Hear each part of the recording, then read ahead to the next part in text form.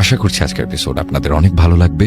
বেশি কথা না বলে সবার আগে চলে যাব আজকের প্রথম ঘটনায়। এই ঘটনাটি আমাদেরকে যিনি পাঠিয়েছেন ওনার নাম আহমেদ ইসা। উনি একটি মাদ্রাসা কেন্দ্রিক ঘটনা পাঠিয়েছেন। মাদ্রাসাটি রাজবাড়ী জেলার বাণীবহতে অবস্থিত। আর এই ইসা ভাইয়ের বাড়ি কিন্তু রাজবাড়ী জেলার বাণীবহ ইউনিয়নের কৈডাঙ্গা গ্রামে। মাদ্রাসাটির নাম আমরা সঙ্গত কারণে বলছি না, তবে মাদ্রাসাটি ওই এলাকার বেশ স্বনামধন্য একটি মাদ্রাসা বলতে হবে। 2016 সাল, তখন উনি এসএসসি পরীক্ষার্থী। পড়ায় অনেক চাপ, মাদ্রাসার হোস্টেলে উনি থেকে লেখাপড়া শুরু করেন। এসএসসি বলতে মাদ্রাসায় সেটাকে দাখিল বলা হয় আর কি। উনি যেই রুমে উঠলেন, ওনার সাথে আর একজন ওঠে, সেও তার ক্লাসমেট, তার নাম হচ্ছে হাসান। একটা রুমে থাকতে দিল, মোটামুটি ভালোই কাটছিল। তার রুমমেট কিছু কিছু বিষয় টের পেত, কিন্তু এইগুলো ওভাবে শেয়ার করতো না। তবে এই যে ইসা ভাই, উনি কিছুই টের পেতেন না। হঠাৎ একদিন রাতের বেলা ওনার ঘুম ভাঙে। রাত তখন আনুমানিক 3টা কি 3:30টার মতো বাজে।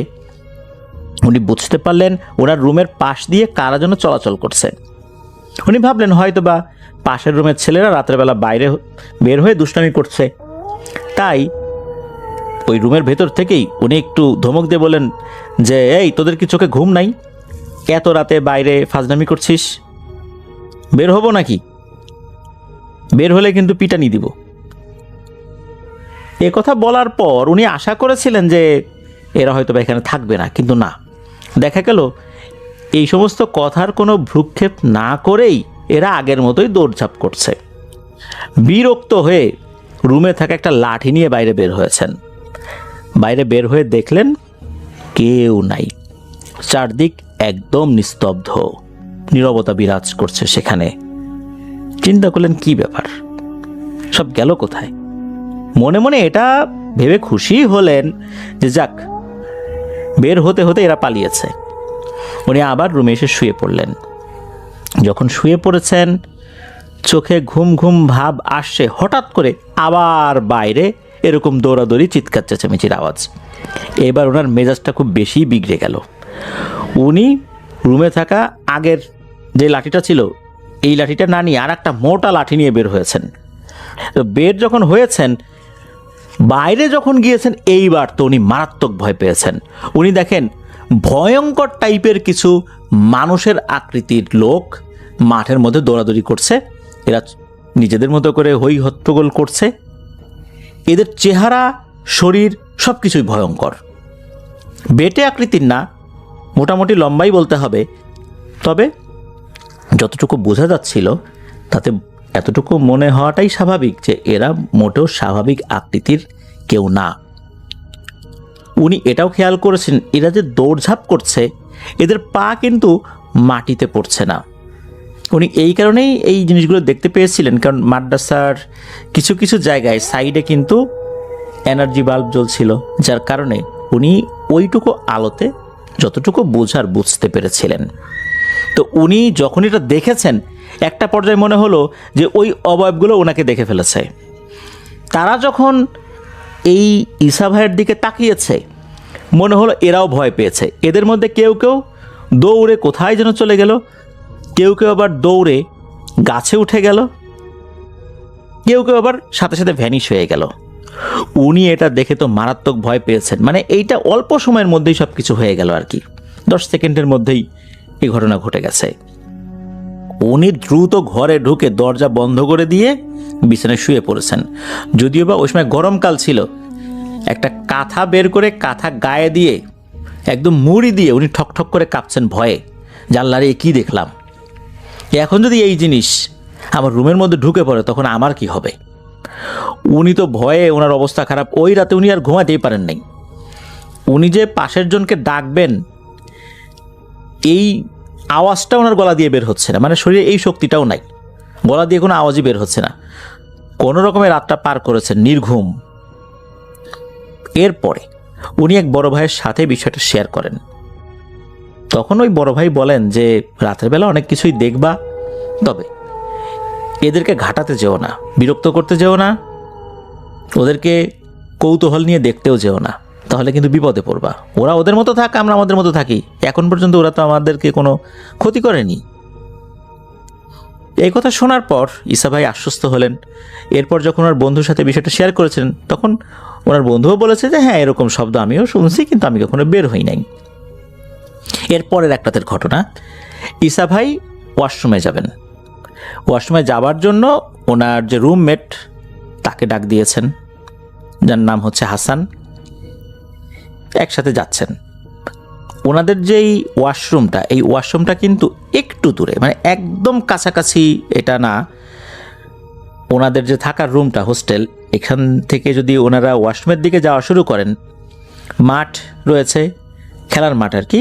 তো মাঠের এক পাশে মসজিদ রয়েছে, ওখানে একটা ছোট্ট পুকুর রয়েছে, তার কাছাকাছি জায়গাতেই হচ্ছে ওয়াশরুম।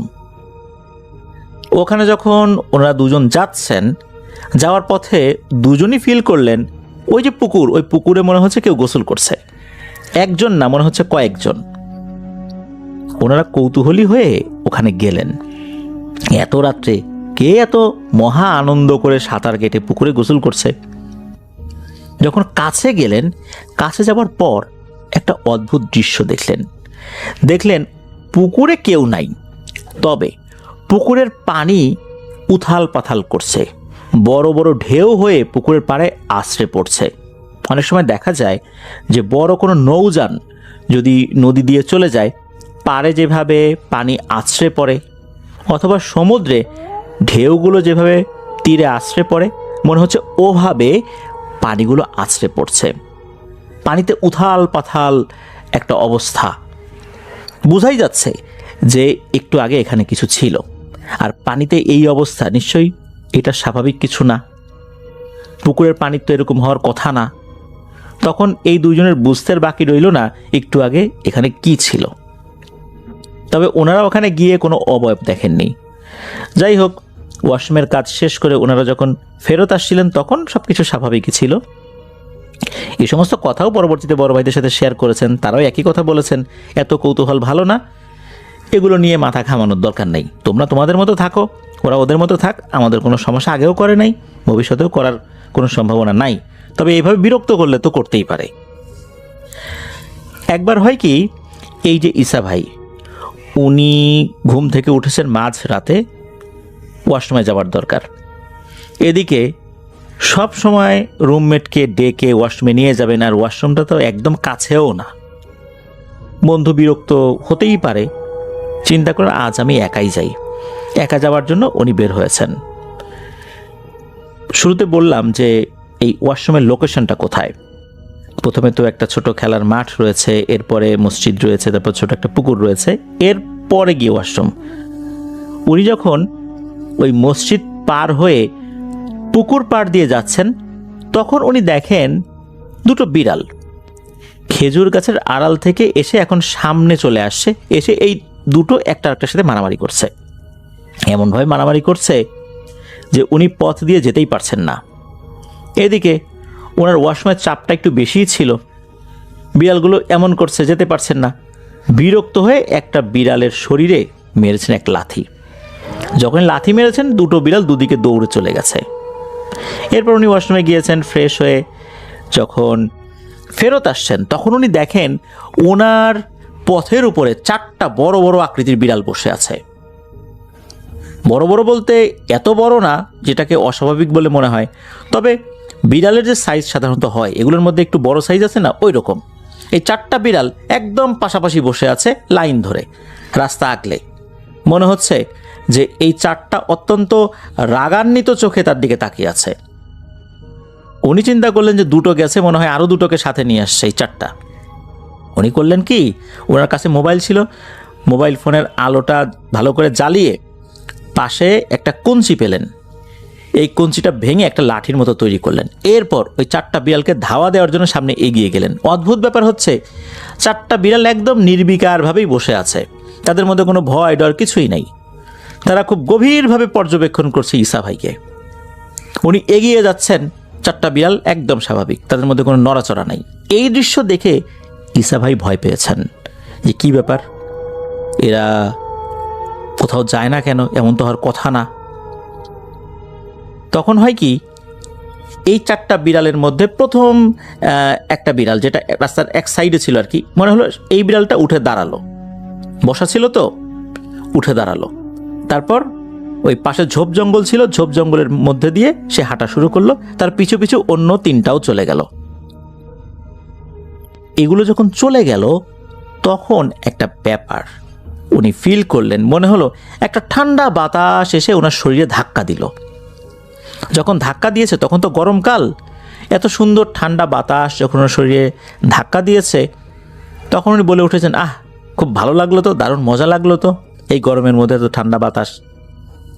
উনি খেয়াল করলেন বাতাসটা এক সাইড দিয়ে চলে গেল, মনে হলো ওই বাতাসটা শো শো শব্দ করে পাশে থাকা একটা ঝোপের দিকে গেল, সেইখানে একদম তছনছ হয়ে যাচ্ছে সব কিছু, এমন একটা অবস্থা। এটা হচ্ছে সেই ঝোপ যেই ঝোপের দিকে ওই 4টা বিড়াল চলে গিয়েছিল। এরপর তো উনি ওনার রুমে চলে আসেন, শুয়ে পড়েন। এরপর থেকেই কিছু সমস্যা উনি ফেস করতে লাগলেন। তা হচ্ছে যে ঘুমের মধ্যে উনি একটা নারী অবয়বকে দেখতে পেতেন। এই নারী অবয়বটা তার সাথে এসে কথা বলতো, তার নাম বলেছে রাশিদা। সে আসতো, গল্প করত, এরকম চলছিল। শুরুর দিকে উনিও বিষয়টা বেশ এনজয় করতেন। এরপরে শীতকাল চলে আসে। শীতকাল যখন আসে তখন উনি ফিল করতেন যে রাতের বেলা ঘুমের ভিতরে ওই অবয়বটা যখন আসে তখন উনি প্রচণ্ড ঘামতে থাকেন। লেপ গায়ে দিলেও ওনার কিন্তু আসলে কোনো লাভ হয় না। এমনটা না যে ওই সময় গরমকাল, ওই সময় শীতকাল। লেপ গায়ে দিলে দেখা যাচ্ছে যে ওনার এমন গরম লাগছে যে লেপটা উনি সরিয়ে ফেলেন। আবার মাঝে মাঝে এমন ঠান্ডা লাগে লেপ গায়ে দিয়েও কোনো লাভ হয় না। সবগুলো লেপ যদি ওনার গায়ের উপর এসেও চাপ দেওয়া যায় তাও মনে হবে যে ওনার ঠান্ডাই লাগছে।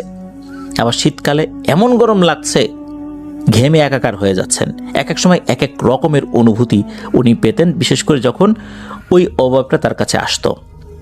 একবার ওই অবয়বটা শরীরের সাথে তার টাচ লাগে, টাচ লাগার সাথে সাথে উনি ফিল করেন যে এর শরীরটা মারাত্মক গরম। এত গরম কিন্তু কোনো মানুষের শরীর হয় না। ওই অবয়বটা আসতো, সুন্দর সুন্দর কথা বলতো। এক পর্যায়ে নাকি ওই অবয়বটা তাকে বলে যে ওই দিন রাতের বেলা যে 4টা বিড়াল বসা ছিল এরা মূলত এই ঈসা ভাইকে ক্ষতি করার জন্য এসেছিল। কিছুক্ষণ আগেই একটা বিড়ালকে লাথি দিয়েছে এই জন্য। ওই সময় যে হঠাৎ করে এরা এক পাশে ঝোপের দিকে চলে গেল, মূলত তারা চলে গিয়েছে এই রাশিদা পরীর কারণে। আর রাশিদা পরীও যখন বাতাস হয়ে তার শরীর ধাক্কা দিয়ে ওই ঝোপের দিকে চলে গেল, ঝোপের দিকে গিয়ে কিন্তু ওই 4টাকে কিছুটা শায়েস্তা করে ওখান থেকে ঝেঁটিয়ে বিদায় করেছে। মূলত ওই যে বাতাসটা লাগার কারণে উনি বলেছেন, আহ খুব মজা লাগলো তো, এটাতেই নাকি ওই রাশিদা পরী তার প্রতি আকৃষ্ট হয়েছে। সে এখন তার কাছে আসে, একটা পর্যায়ে তাকে তো বিয়ের প্রস্তাবও দেয়, কিন্তু ঈসা ভাই সরাসরি সেটা নাকচ করে দেন। কয়েকদিন যখন একই রকম প্রস্তাবনা ঈসা ভাইয়ের সামনে আসে, উনিও নাকচ করে দেন। একটা পর্যায়ে দেখা গেল ওই পরীটা মারাত্মক ক্ষিপ্ত হয়েছে। আগে তো সুন্দরী নারীর বেশ ধরে আসতো, এরপর থেকে এমন ভয়ঙ্কর নারীর বেশ ধরে আসে যেটা কোনো মানুষের পক্ষে সহ্য করাই সম্ভব না। যেহেতু ঘুমের ভেতরে আসতো, যার কারণে ওনার বড় ধরনের কোনো ক্ষয়ক্ষতি না হলেও সকালবেলা উনি ঘুম থেকে ওঠার পর থেকে মাথা ঝিমঝিম করতো, মনে হতো যে উনি মাথা ঘুরে পড়ে যাচ্ছেন, শরীরে বল পাচ্ছেন না। একবার তো এমন হলো যে উনি ক্লাসে যাচ্ছেন তখন মাথা ঘুরে পড়ে যান। তখন টিচাররা এটাকে সাধারণ অসুস্থতা মনে করেই একজন ডাক্তার দেখিয়েছিলেন, কিন্তু দেখা গেল তাতে কোনো লাভ হলো না। এই বিষয়টা যখন উনি একজন ওস্তাদের সাথে শেয়ার করেন, এতদিন তো উনি করেন নাই এই বিষয়গুলো কোনো টিচারের সাথে, তখন ওই ওস্তাদ বুঝতে পারেন বিষয়টা স্বাভাবিক না। ওখানে যেই শিক্ষকগণ ছিলেন এদের মধ্যে একজন এই প্যারানরমাল সমস্যার সমাধানের জন্য মোটামুটি যতটুকু এলেম জানার দরকার সেটা তার আছে। তো উনি মূলত এইটা ট্রিটমেন্ট শুরু করে দেন। যখন উনি ট্রিটমেন্ট শুরু করেছেন, এরপরে দেখা গেল ওই অবয়বটা আর ভয়ঙ্কর রূপ ধরেও আসে না, সুন্দরী নারীর রূপ ধরেও আসে না। সে আসে এই ঈসা ভাইয়ের মায়ের রূপ ধরে, বোনের রূপ ধরে, একদম কাছের আত্মীয়ের রূপ ধরে এসে সে কি করতো, ঈসা ভাইকে ঘুমের মধ্যে বিভিন্ন জিনিস খাওয়াতো, যা খেতে চাইতো তাই খাওয়াতো। এরপর ওই অভাবটা চলে যেত। ওনার যখন ঘুম ভাঙতো তখন শরীরটাকে মারাত্মক দুর্বল অনুভব করতেন, এত দুর্বল যে শরীর চলছে না। ওনার চিকিৎসা কিন্তু এখনো চলমান রয়েছে। আর ওই অভাবটা নাকি তাকে হুমকি দিয়ে বলেছে যতদিন এই ঈসা ভাই বিয়ে শাদী না করবেন ততদিন পর্যন্ত সে তার কাজ চালিয়েই যাবে। বোঝাই যাচ্ছে ঘুমের মধ্যে এমন কিছু তাকে খাইয়ে দিয়েছে যার মাধ্যমে তাকে খাওয়ানোর জাদু করা হয়েছে। আর এই কারণে ঈসা ভাই এখনও অসুস্থ অবস্থাতেই রয়েছেন। তবে ওনার চিকিৎসা চলছে, আমরা দোয়া করি আল্লাহ তাআলা তাকে দ্রুত সুস্থতা দান করুন। প্রিয় লিসেনার্স, রাতের বেলা প্রাণীকে আঘাত করার কারণে অনেক ধরনের সমস্যা তো হয়ই, কিন্তু এই ঘটনায় আমরা দেখতে পেলাম যে উনি আঘাত করেছেন, ওনাকে আবার বাঁচানোর জন্য যে এসেছে সেই তার উপর এখন প্রভাব বিস্তার করা শুরু করে দিয়েছে, যার ফলে ওনার দৈনন্দিন জীবনযাত্রা মারাত্মকভাবে বিঘ্নিত হচ্ছে। শারীরিকভাবেও দুর্বল হয়ে পড়ছেন, অসুস্থ হয়ে পড়ছেন। আমরা আল্লাহর কাছে দোয়া করি আল্লাহ তাআলা যেন এই ধরনের সমস্যা কাউকেই না দেন। আমরাও রাতের বেলা বের হওয়ার ক্ষেত্রে সতর্ক থাকব। আর এই ধরনের সমস্যা যদি হয় আমরা চেষ্টা করব আমরা আমাদের জায়গা থেকে যতটুকু আমল করা যায় সেই আমল দিয়ে বেঁচে থাকার জন্য। আল্লাহ তাআলার কাছে নিরাপত্তা চাইব। আল্লাহ তাআলা যদি আমাদেরকে নিরাপত্তা না দেন হাজার চেষ্টা করে লাভ হবে না। সর্বোপরি আমরা মহান আল্লাহ সুবহানাহু ওয়া তাআলার কাছে সাহায্য চেয়ে তারপর সেলফ রুকিয়া যদি করি ইনশাল্লাহ অনেকটাই ভালো থাকতে পারবো। ধন্যবাদ জানাচ্ছি ঈসা ভাইকে আপনার পাঠানো ঘটনার জন্য। আমি চলে যাই ইমরানের সেই ঘটনায়। 80 দশকের কথা। ইমরানের বাবা তখন যুবক, তিনি ঢাকায় এসছেন একটা চাকরি নিয়ে। তিনি এর আগে এই চাকরিতে ইন্টারভিউ দিয়েছিলেন ঢাকায় এসে, তখনকার ব্যাপারটা আলাদা, চাকরি তাদের হয়ে গেছে, তো তিনি জয়েন করতে আসছেন। কিন্তু তখন পর্যন্ত ঢাকায় থাকার কোনো ব্যবস্থা হয়নি, তো তিনি তার মামার বাড়িতে উঠলেন। ইমরানের বাবার নাম সোহরাব চৌধুরী। তো তিনি তার মামার বাড়িতে উঠলেন। সোহরাব চৌধুরীর মামার বাড়িটা খুব একটা বড় না, ছোটোখাটো বাড়ি, এবং সেটা একটা কোয়ার্টার আসলে, এবং সেখানে ঘর খুব কম, রুম 2টা রুম। এবং ইমরানের বাবার যে মামাতো ভাই, মানে সোহরাব চৌধুরীর মামাতো ভাই, তিনি সমবয়সী সোহরাব চৌধুরীর। তো এর মাঝে তিনি আবার বিয়ে করে ফেলছিলেন। তো তিনি তার স্ত্রী নিয়ে একটা রুমে আছেন, আর মামা মামি একটা রুমে, মানে মোটামুটি বেশ মানে চাপাচাপি হয়ে যায় ঘরে। তো সোহরাব সাহেবের কাছে একটু অস্বস্তি লাগছিল, কারণ তিনি আসাতে মামা একটু সমস্যায় পড়ে গেলেন, কারণ তাদের রুমগুলো অকুপাইড। তো তিনি কোথায় থাকবেন, এবং মামা বলতে পারছেন না কিছু। তিনিও একটু অস্বস্তিতে পড়েছেন, কারণ তারও উপায় নাই, চাকরিতে জয়েন করতেই হবে, তারপর না হয় উনি খুঁজে কোনো জায়গা ম্যানেজ করে নেবেন। তো যাই হোক, তিনি মামার যে ছিল, মানে ডাইনিং স্পেস ছিল, সেখানে তিনি মোটামুটি একটা বিছানার ব্যবস্থা করে ওখানে থেকে গেলেন সপ্তাহখানেক। একটু অস্বস্তিতে পড়লেন, কারণ তিনি তো সকালে চলে যান কাজে, নতুন যেখানে জয়েন করেছেন। তো ওইখানে কাজকর্ম বোঝার আছে, আরও অনেক দৌড়াদৌড়ির ব্যাপার আছে। শেষ করে সন্ধ্যার পর আসেন মামার বাড়িতে। তো এসেও তিনি সরাসরি বাসায় ঢুকে বসে থাকেন না, কারণ বসার জায়গা খুব একটা নাই, মানে পরিবারে তো আসলে মানুষ যতটুকু সেই অনুযায়ী স্পেস কম। তো তিনি একটু হাঁটাহাঁটি করে সময় কাটান, এদিক ওদিক যান। তো এর মাঝে তিনি চেষ্টা করলেন যে মানে বাসা খোঁজার। তো তিনি তো খুব একটা পরিচিত না ওই এলাকায়, এটা ঢাকার একটা পাশে ছিল আর কি, একটা কর্নারে ছিল উপকণ্ঠ। তিনি স্পেসিফিকলি জায়গাটার নাম উল্লেখ করতে নিষেধ করছেন, তো এর জন্য আমি বললাম না। ইমরানের মানে ওখানে মানা আছে, তো সুতরাং আমি সেটা উল্লেখ করলাম না। তো ঢাকার একটা জায়গায় ছিল, একটা প্রান্তে ছিল। তো যাই হোক, তিনি তো আসলে সোহরাব সাহেব সবার সাথে এতটা পরিচিত না, বাসা কোথায় খুঁজবেন, কি করবেন। তো তিনি মামাকে বললেন যে মামা, এখান তো চাপাচাপি হয়ে যাচ্ছে আপনার বাসায়। মামা বলতেছে, আরে না বাবা, অসুবিধা নাই, তুমি থাকো এখানে, কোনো অসুবিধা নাই, দেখি আমরা কিছু একটা করব। তো সোহরাব সাহেব ওনার মামাকে বললেন যে না মামা, একটা ঘর যদি আমাকে ভাড়া করে দিতে পারেন তাহলে সুবিধা হয়। আমি তো আসলে খুব একটা চিনি না এখানে, আপনার তো পরিচিত মানুষজন আছে, যদি ভাড়া করে দিতে পারেন তাহলে আমি ওখানে উঠে যেতাম, খুবই ভালো হতো আমার জন্য। তো তখন তার মামা বলছে, দেখো ঘর ভাড়া তো অনেক বেশি সব জায়গায়, অনেক, তুমি কি পারবা এই চাকরি দিয়ে ওইটা এফোর্ড করতে? তো তখন সোহরাব সাহেব বললেন যে মামা দেখি কম দামের মধ্যে যদি পান, এই জন্যই তো আপনারা বললাম। তো তার মা বললেন যে আচ্ছা দেখি তুমি থাকো এখানে, 2-1 দিন থাকো, আমি ম্যানেজ করে তারপর দেখি কি করা যায়। তো এই বলে সোহরাব সাহেবের মামা তিনি একটা দায়িত্ব নিলেন আর কি। এবং আসলে তিনিও তো ভদ্রলোক, তিনিও এই ভাগ্নাকে বলতে পারতেছেন না যে এখানে যে সমস্যা হচ্ছে, তিনিও ফিল করতেছেন বাসার মধ্যে একটা চাপা কেমন উত্তেজনা, কিন্তু বুঝতে দিচ্ছে না ভাগ্নাকে। এদিকে সোহরাব সাহেবের যে মামাতো ভাই, তার নাম রানা, তো তিনিও বুঝতে দিচ্ছেন না তার মামাতো ভাইকে, এমনি গল্প গুজব করেন, এটা সেটা বলে এই চল বাইরে চল, হাঁটি, বারান্দায় যাই, এদিক যাই, মানে চালাকি করে বাসা থেকে নিয়ে একটু হাঁটা চলা করে যাতে বাসার প্রেশারটা একটু কম থাকে। তো এরকম করে আরো 2-1 দিন কেটে গেল। একদিন সোহরাব সাহেব অফিস থেকে ব্যাক করছেন, তখন রাত 8টার মতো বাজে। তো এসে সিঁড়িতে উঠেই দেখতেছেন যে সামনের যে বারান্দা ওইখানে তার মামা বসে আছে ক্যান্সেটে। তো ওনাকে দেখেই তার মামা বললো যে বাবা আসছো, তোমার জন্য ওয়েট করতেছিলাম। তো সোহরাব সাহেব বললেন জি মামা বলেন। বলে যে তোমার জন্য তো বাসা পাইছি। তো সোহরাব সাহেব বলেন ভালো, তো খুব ভালো নিউজ মামা, কোথায়? বলে একটু দূরে এখান থেকে আর কি, তোমার যেতে হবে আরো অনেক ভিতরে। তো বলে আচ্ছা তাই নাকি? বলে যে হ্যাঁ, এই যে এই রাস্তা দেখছো না আমাদের, এই রাস্তাতে আরো সামনে যেতে হবে, ওই জায়গাটা একটু ওরকম ডেভেলপ হয় নাই, কারণ এখন ওই জায়গায় সবাই বাড়িঘর কিনে নেয়, জায়গা জমি এখনো ফাঁকা। তো আমার ফ্রেন্ডের বড় ভাই তিনি ওইখানে প্লট কিনছেন, বিদেশে থাকেন, বাউন্ডারি ওয়াল করছে, ভিতরে একটা ঘর করছে টিন শেডের, এবং ওই রান্নাঘর সব করছে। তো চাইছিল যে গ্রামের কোনো মানুষকে থাকতে দিবে এখানে আসলে। তো পরে আমার ফ্রেন্ড বলতেছে ভাড়া দিয়ে দিতে, রিকোয়েস্ট করছে, তো বলার পরে রাজি হয়ে গেছে তার ভাই। আমি তোমার কথা বলছিলাম তো। সৌরভ সব বললেন যে আচ্ছা ঠিক আছে, ভালো যদি ভাড়া দেয়। বলে আরে তোমার ভাড়া নিয়ে চিন্তা করতে হবে না, খুবই একদম কম ভাড়া, তুমি যদি ভাড়া 2-1 মাস নাও দেও কিছু বলবে না। তো সৌরভ সাহেব বলে না না, আমি ভাড়া দিব মাসে মাসে, অসুবিধা নেই। বলে আচ্ছা অসুবিধা নেই, বাসা পাইছি এটা ভালো কথা, এখন তো রাত হয়ে গেছে, আজকে আর দেখাইতে পারলাম না তোমার, আমি এই যে ছুটির দিনে নিয়ে যাব না। তো সৌরভ সাহেব বললেন যে আচ্ছা ঠিক আছে। তো এরকম মানে 2-1 দিন পরে ছুটির দিন হলো। তো সৌরভ সাহেব বললেন যে চলেন মামা যাই।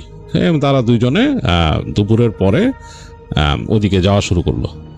তো ওইখান থেকে রিক্সা নিয়ে যাচ্ছে, যেতে যেতে একটা জায়গায় দেখলো যে সৌরভ সাহেব যে রাস্তার পাশে একদম কিন্তু নিরিবিলি হয়ে গেছে, মানে বেশ নিচু জায়গায় এরকম ক্ষেতের মতো, মানে ওইটা মানে দেখে মনে হচ্ছে পুরো গ্রাম, এরকম একটা অবস্থা চারিপাশে। তো রিক্সা যেতে যেতে এবং আশেপাশে ব্যাক করার রাস্তায় কোনো রিক্সা তারা দেখলো না যে কোনো রিক্সা ব্যাক করতেছে এরকম। তো যাই হোক, যেতে যেতে দেখতেছে যে অনেক প্লট এরকম করা, মানে বাউন্ডারি দেওয়া প্লট, মানে পুরো বাউন্ডারি দেয় নাই হয়তো, মানে এরকম করে ইটের দিয়ে রাখছে, সীমানা দিয়ে রাখছে এরকম। আবার দেখতেছে কয়েকটা প্লট পরে বিশাল একটা ডোবার মতো, সেখানে কচুরিপানা হয়ে আছে। তো এরকম দেখতে দেখতে একটা জায়গায় একটা দেখলো এরকম বাউন্ডারি, মোটামুটি উঁচা করা ওয়াল, কোমর পর্যন্ত বাউন্ডারি ওয়াল দেয়া, ওখানে গাছ টাছ লাগানো, এবং ওই বাসার বাউন্ডারি ভিতরে বাঁশ ঝাড় হয়ে আছে, বাঁশের বের হয়ে আছে।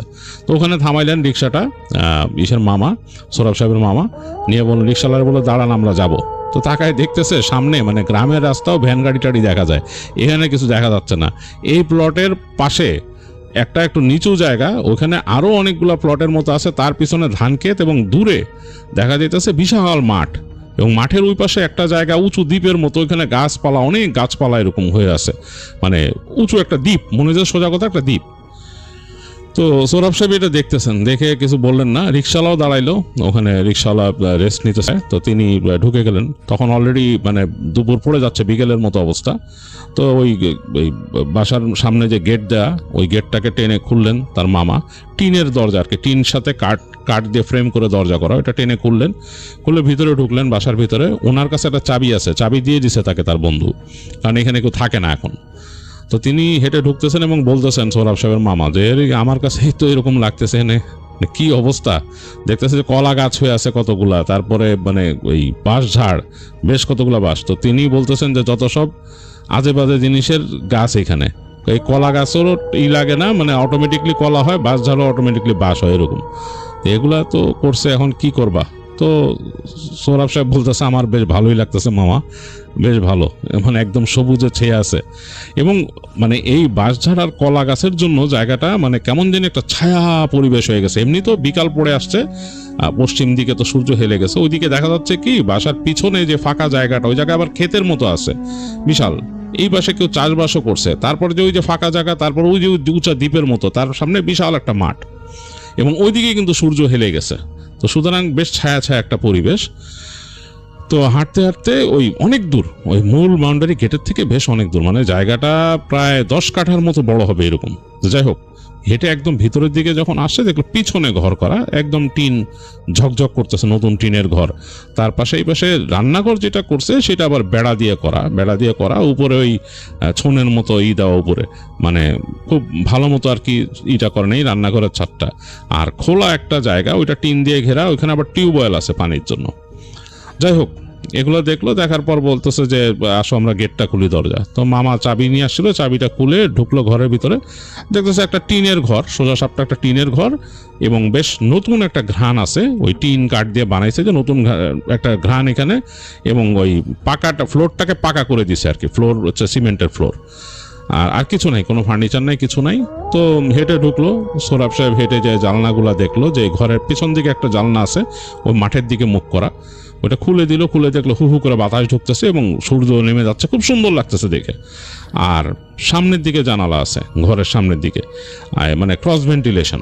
তো যাই হোক, এটা দেখে তিনি বললেন মামা খুব ভালো, কোনো অসুবিধা নাই, এখানে আসবো। তার মামা বলতেছে আরে ভাড়া অনেক কম, তুমি ভাড়া 2-1 মাস না দিতে পারলো কোনো সমস্যা নেই, উনি এগুলো কেয়ার করে না, এখানে কাউরে থাকতে দিতে চায় উনি।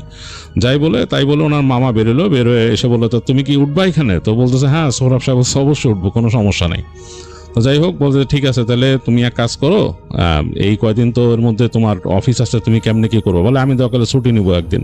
সোহরাব সাহেব বললেন আমি দিন ছুটি নিবো, ছুটি নিয়ে দেখি ব্যবস্থা করি। যাই হোক, ওখান থেকে তারা চলে আসে। সোহরাব সাহেব বেশ খুশি এর কারণ হচ্ছে যে তিনি যে মামার বাসায় ছিলেন, তিনি বুঝতে পারছেন যে মামাদের একটু সমস্যা হয়ে যায়, পরিবারের মানুষজন চলাফেরা করতে, মহিলা আছে বাসায়, আর তার যে মানে কাজিন, তিনি তার অ্যাফেয়ার ম্যারেজ ছিল, এই কারণে অ্যাডজাস্টমেন্টটা বাসায় খুব একটা ভালো নাই।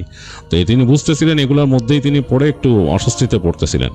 তো যাই হোক, তিনি গেলেন এবং তিনি সামনে ছুটি নিয়ে সুন্দর করে ছুটির দিনে বের হয়ে একদম সকালেই চলে গেলেন ওইখানকার ওই কাছাকাছি, যেখানে তার মামার বাড়ির ওখান থেকে যেই জায়গাতে ঢুকে আর কি, সেটা কাছাকাছি ওইখানে ফার্নিচারের দোকান আছে।